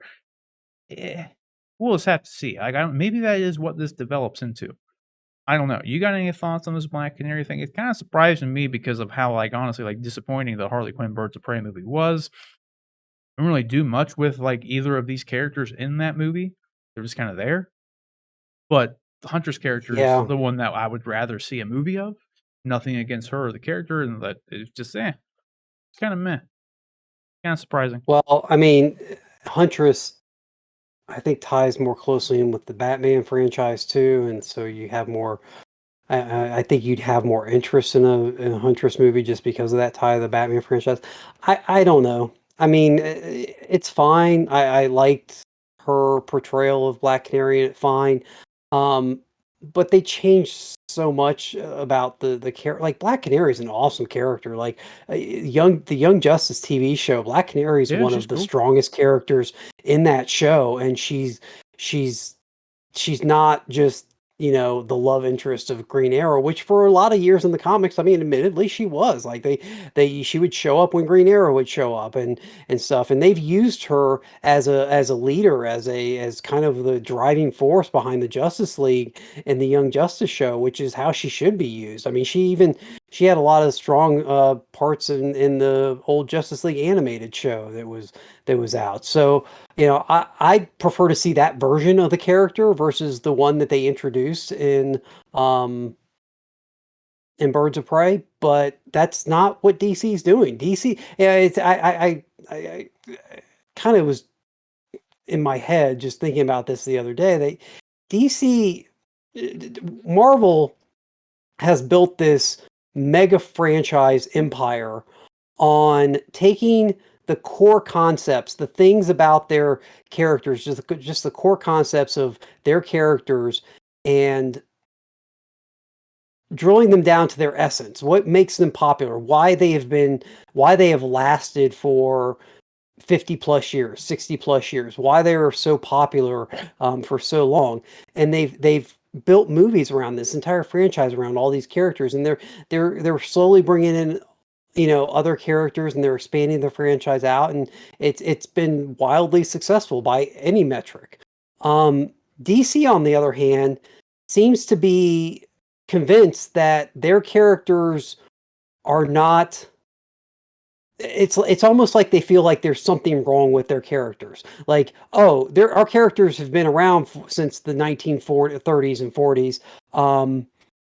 But they're just not good enough. We need to change them. We need to bring in, we need to alter, some of the core ideas of the characters and stuff. And I don't understand it. Like, I don't know. I think it hasn't resonated with fans the way they hoped it would. I get what you're Um, saying. It's almost like in a lot of cases they take, like, and this is, like, not a one-to-one comparison, but it's almost as if they're like, "Yeah, this character, everyone loves him for like, this character because of X, Y, and Z, so instead of that, let's do A, B, and C.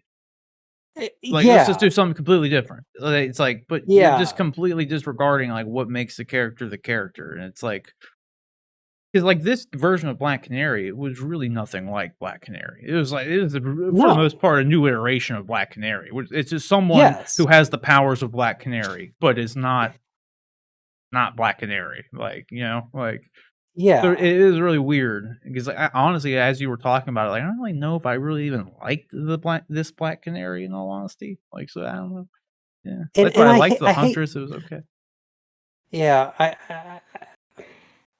I hate to bring it up because, again, we've talked about it before. Like, we're a couple of male white guys on the internet talking about nerd shit. Like, Mhm. our perspective comes from a very singular area. Like, we don't have the broad perspective that other people have, or we don't have. It's not even perspective. The broad life experience that allows us to reference how things relate to other people and other races, other genders, and all that. So it becomes a tricky situation to even talk about because I don't know how these things. I don't have the experience, the the life experience. I've said experience a ton of times, but to really know how these things affect.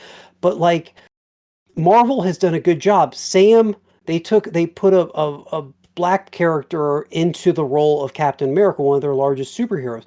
But that was a natural progression of the story. Like the story made sense the way that worked out. And it's an important thing to have happen. It provides a larger stage for an African American character to be presented to the broader audience. I think that's important. I think they've done that wonderfully.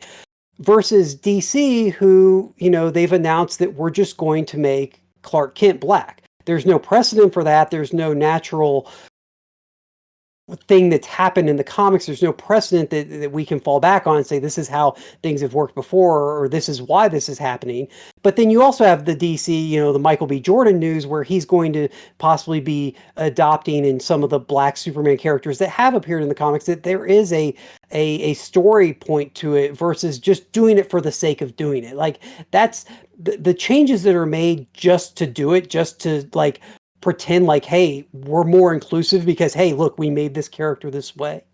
Those don't hold up as well for me as the ones that happen because there's some sort of actual story reason for it happening. Like Val Zod is a character that exists. He's a character that has a place in the DCU.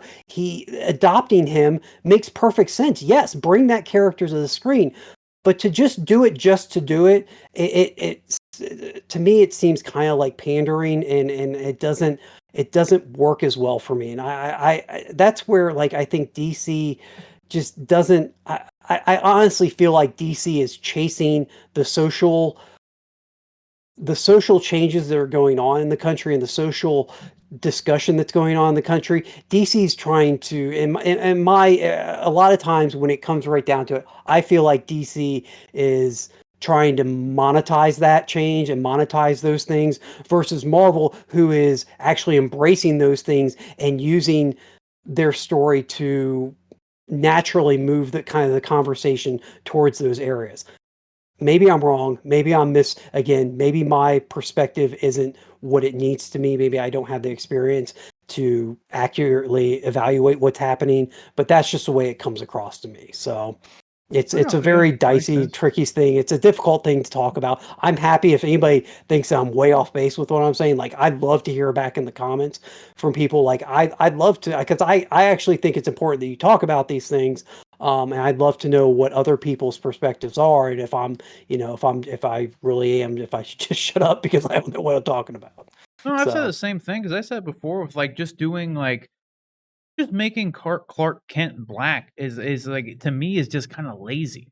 Like it's like yeah. just because it's if you're gonna do that and like not address like some like racial issues that like this kid would have had, then why are you doing it?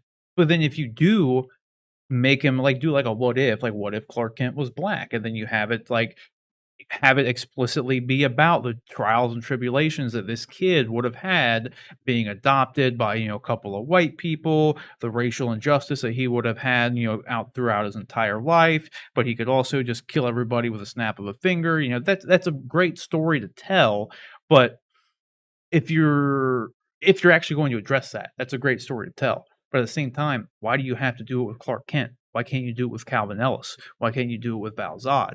Why do you have to Hmm. do it with Clark Kent?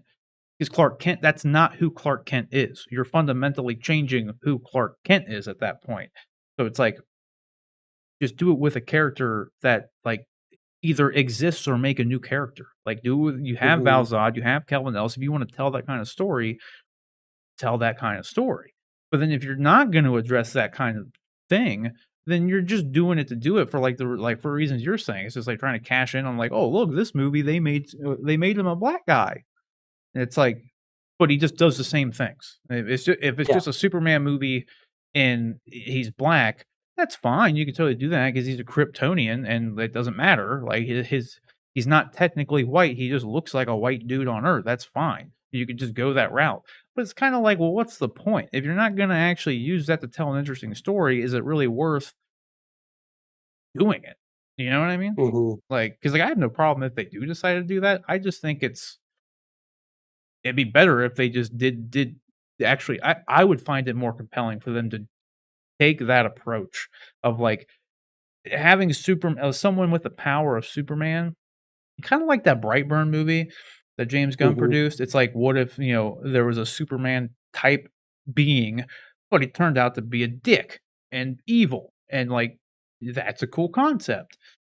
So the same kind of in the same vein-ish, well, what if Superman growing up in America with all the civil rights issues that we've had and racial issues and then all this stuff, like, that's a cool story to tell, is that's not Clark Kent's story. That's the Sure. problem I have with it. Like, I don't care if you're gonna because I like the Calvin Ellis character, I like the Val Zod character, and those characters already exist, so if you wanna tell that kinda story, those would be the perfect people to actually use that are pre-existing characters, or you can just make a whole new one. Make a brand new Kryptonian character and have him go through the same things. If you do it in the vein of a what if thing, kinda like they did the Red Sun, where, like, what if pretty much what if or Elseworlds, as DC like to call it, where like Clark landed in Russia and he was raised as in communist Russia and whatever, like or Soviet or whatever. That's a cool story, but I don't know. I just don't know if it's work because I don't know. It just depends on how it's done. You know, what I mean, it's in the end, it's like good, like just tell a good story with a good character. That's really all I care about. Yeah. I just think it's kinda like it's just lazy if you're just like because you're A, cashing in on the Clark Kent name just because like, well, no one could possibly wanna watch a movie with a black Superman if it's not Clark Kent.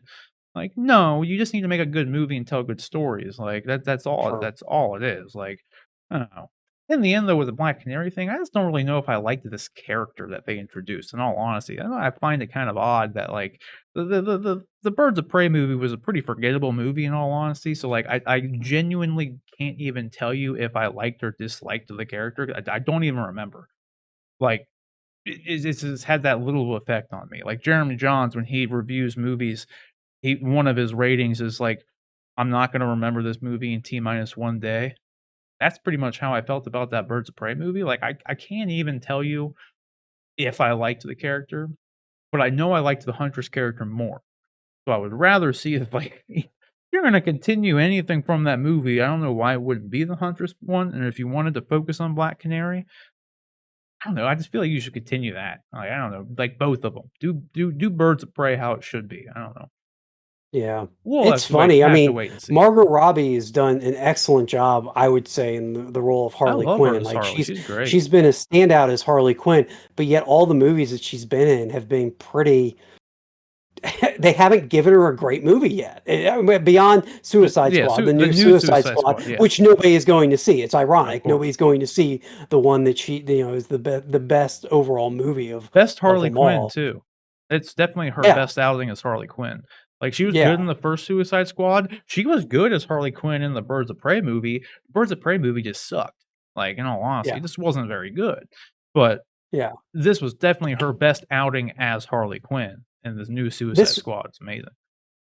It was odd to hear that this was getting greenlit versus, like, a Harley and Ivy movie that has been talked about and, I still think that's that coming. they've I hope it is, but it's just Yeah. surprising that this out of all the DC stuff that they have that they can, start putting into pre-production or start looking exploring to like that this was the one that they went with, that they took a secondary character from a movie that by all estimations didn't do great, and I don't know. It's an interesting move by DC, but we'll see. What I think is more shocking about the Harley Quinn character is that they haven't made a Harley and Joker movie. Like, they were gonna make that Harley and Yeah, that's Joker true. movie, and then they decided not to make that Harley and Joker movie, and then made Birds of Prey for whatever reason.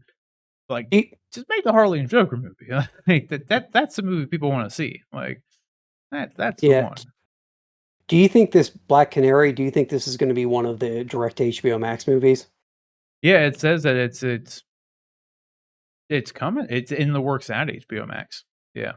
Oh, this is at HBO Max. Yeah. Okay. Yeah, Okay. I'm that's sorry. what it's being dubbed right When now. I didn't read the whole article, when I first initially saw that, I thought it was. I didn't think they had clarified whether or not Yeah, it was a this is a theatrical release HBO or. Max, movie, Okay. not a Okay. series, just a movie. Yeah. So, I mean, which I guess is fine to do on like, I just don't know if it's worth doing though. Like, I don't know if anybody came out of that movie saying, "I wanna see more of that Black Canary character." I think literally it was like, I heard more people, myself included, saying they wish they could see more of the Huntress character. Yeah. 'Cause, Winslet, what's her name? Mary Elizabeth Winstead, rather, like, she's great, and it's like, you should always wanna do more stuff with Mary Elizabeth Winstead. She's great, and she was great as Huntress. They didn't really do much with Huntress or Black Canary, like, in general. They didn't do Yeah. much with them in general, but I think more people were probably more excited about the Huntress character coming out of that movie, but I don't know, I can't speak for everybody. It's mainly just me. I remember more people were excited about that Huntress character, when in my circle of, folks and what have you. Last thing though, let's Mhm. move on and wrap up the show here with our if we wanna continue to be disappointed with DC, then look no further than our Titans episode 4 discussion coming up here right now. So John, what did you had a chance to watch this. What did you think about episode 4 of Titans? We did last week we reviewed the first 3 episodes, so you can go check that out.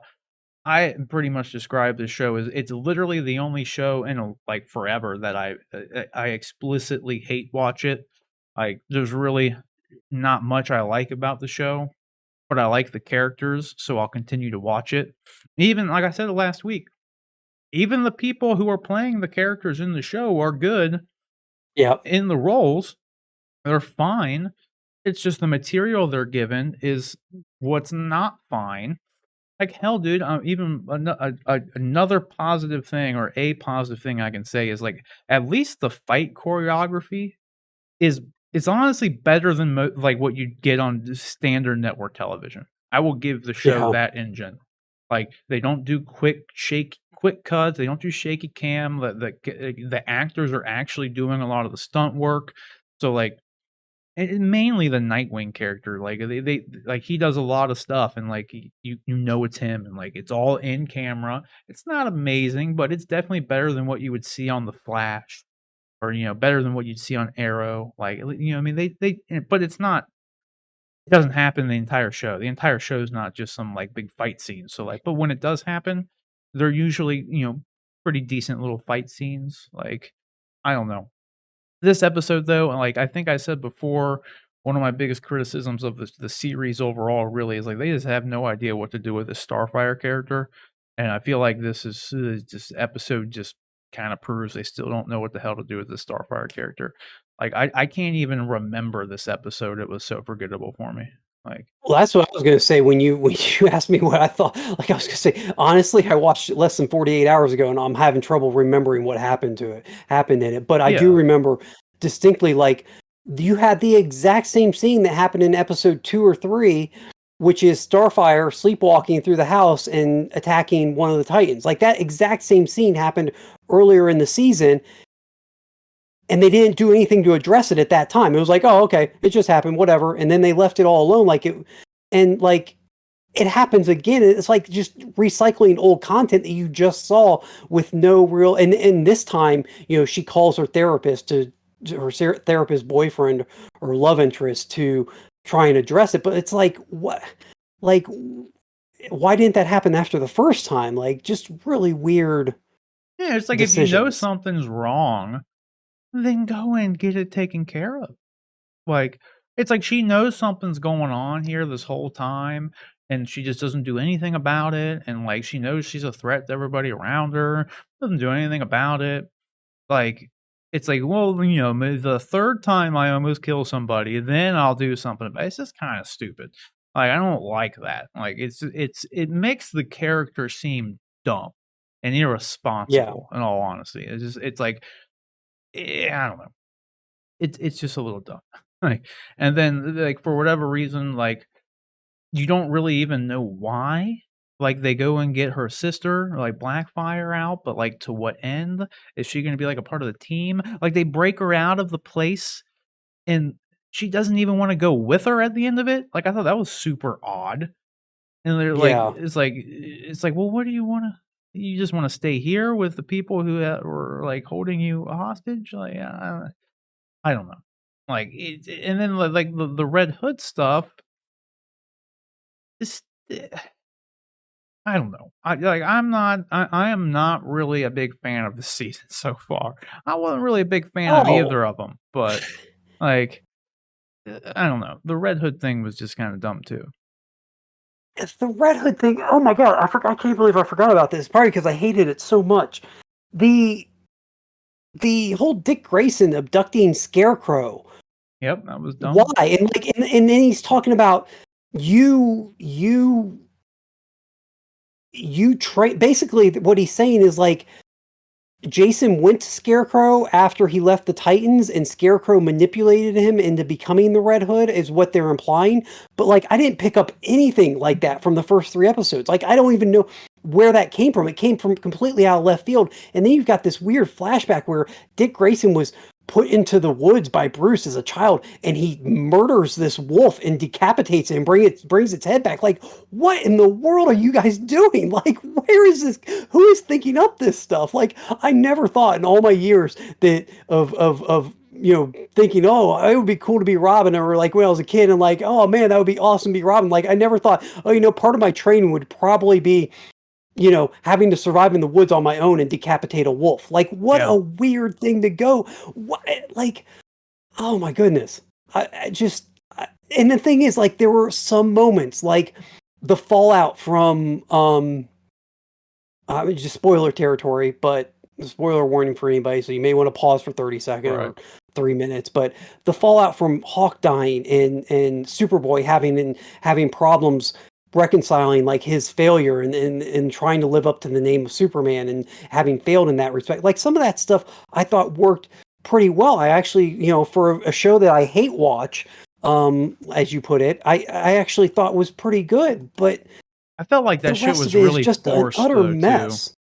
I thought Yeah, that whole scene was super forced. Like, because he's just going on and on and on. Like, I knew this would well, happen. That everyone would focus on the Lex side of me. And it's yes, like, no one even brought this up, dude. You are the no one only brought one Lex up. talking. Like, you're the only Yes, person. You're thinking this to you're yourself right. right now.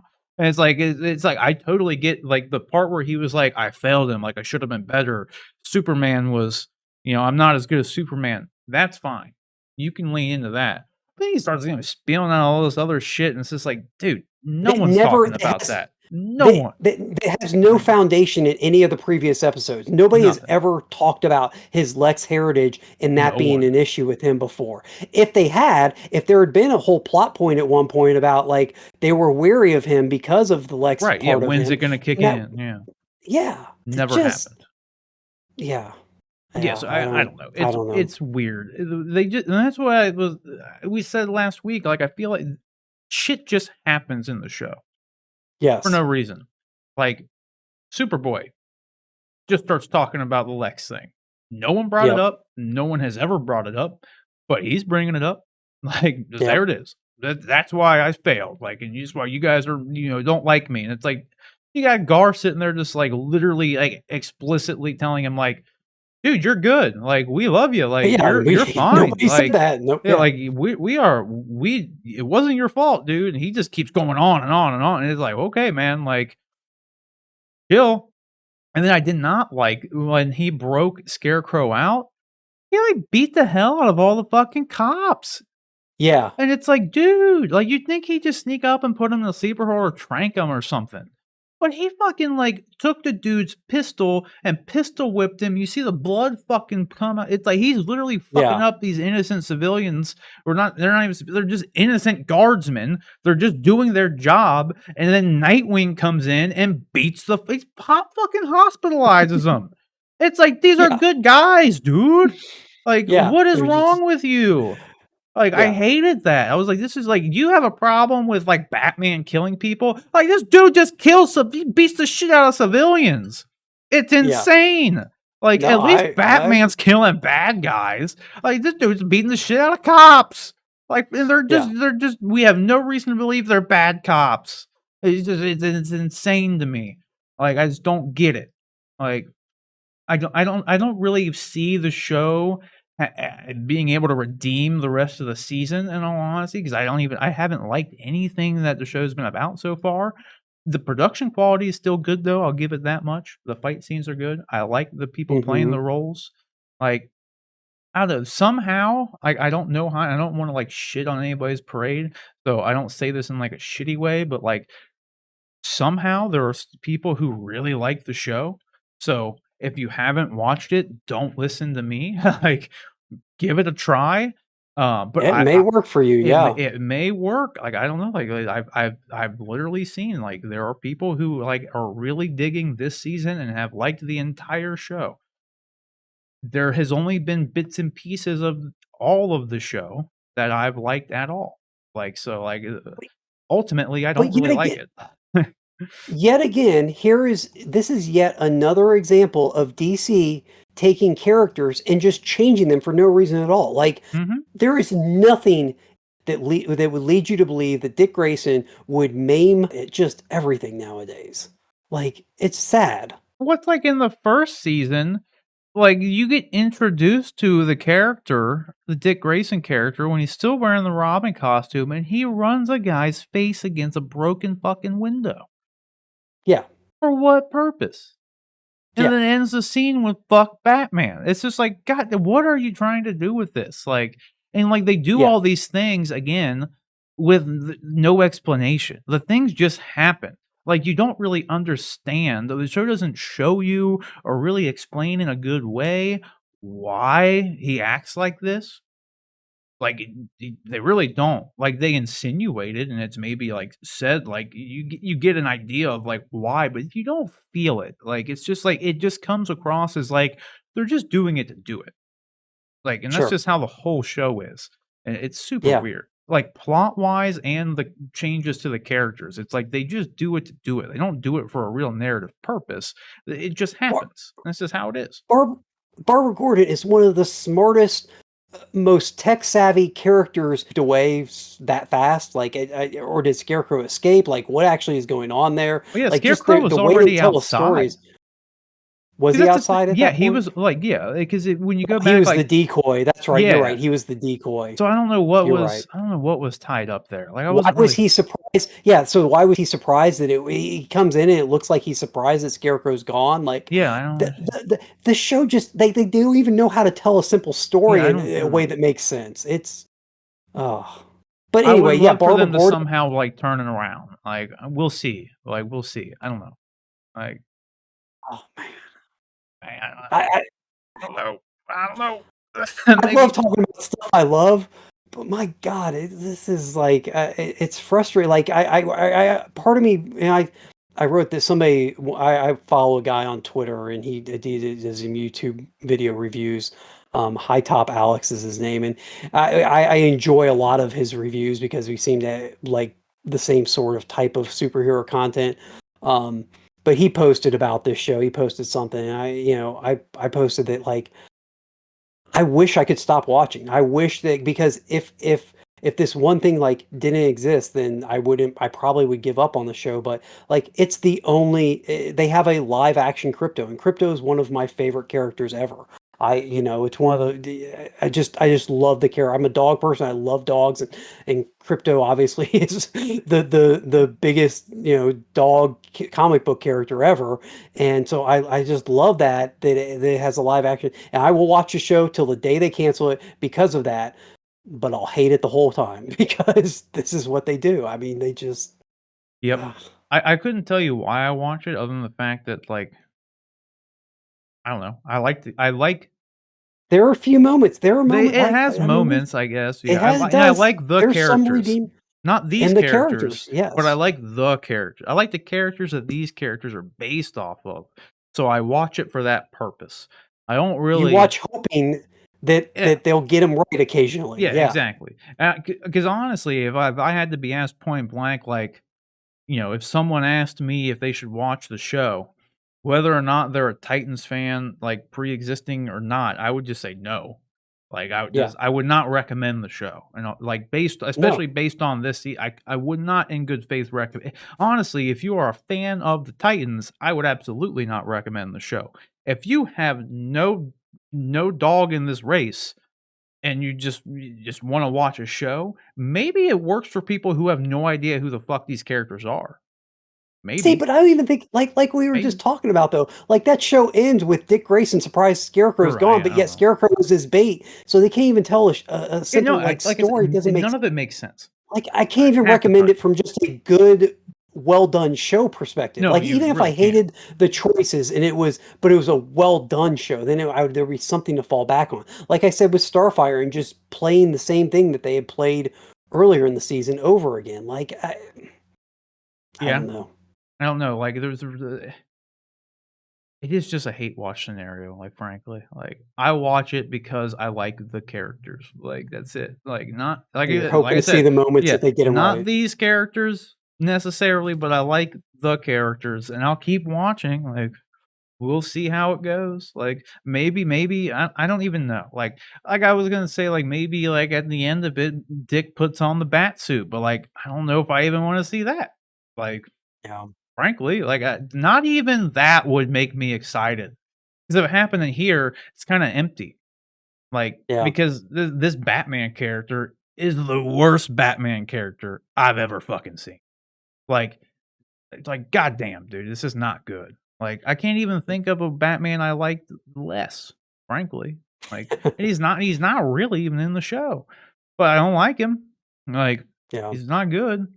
Nevertheless, hopefully, if it does work for you, though, I'm glad. If someone out there likes it, I'm glad because then they have a show with some of the best DC characters that they actually enjoy, which would be nice. Like, I wish Yeah. that was me, but nevertheless, we'll wrap it up here. So, guys, let us know what you think about that down in the comment section below, and just let us know if it's working for you and what you actually like about it. Like, that'd be good to know. And if you don't like it, I think I know why, so you don't really have to say, but, like, nevertheless.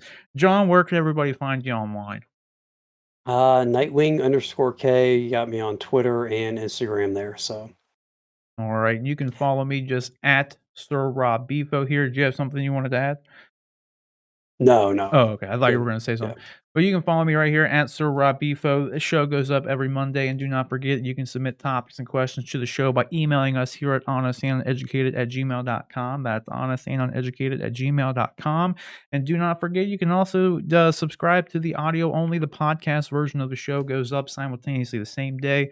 Go to subscribe to just search Honest and Uneducated on Spotify, iTunes, wherever you listen to podcasts. You can subscribe to it there. Listen to the audio only edition if you can't, watch it here on YouTube. But that'll do it for us today, guys. Thanks again for watching. Be sure to like the video here if you are on YouTube. Subscribe to the channel. Do that. Share the video. Do all that good stuff because it helps the channel. But until next time, guys, take care.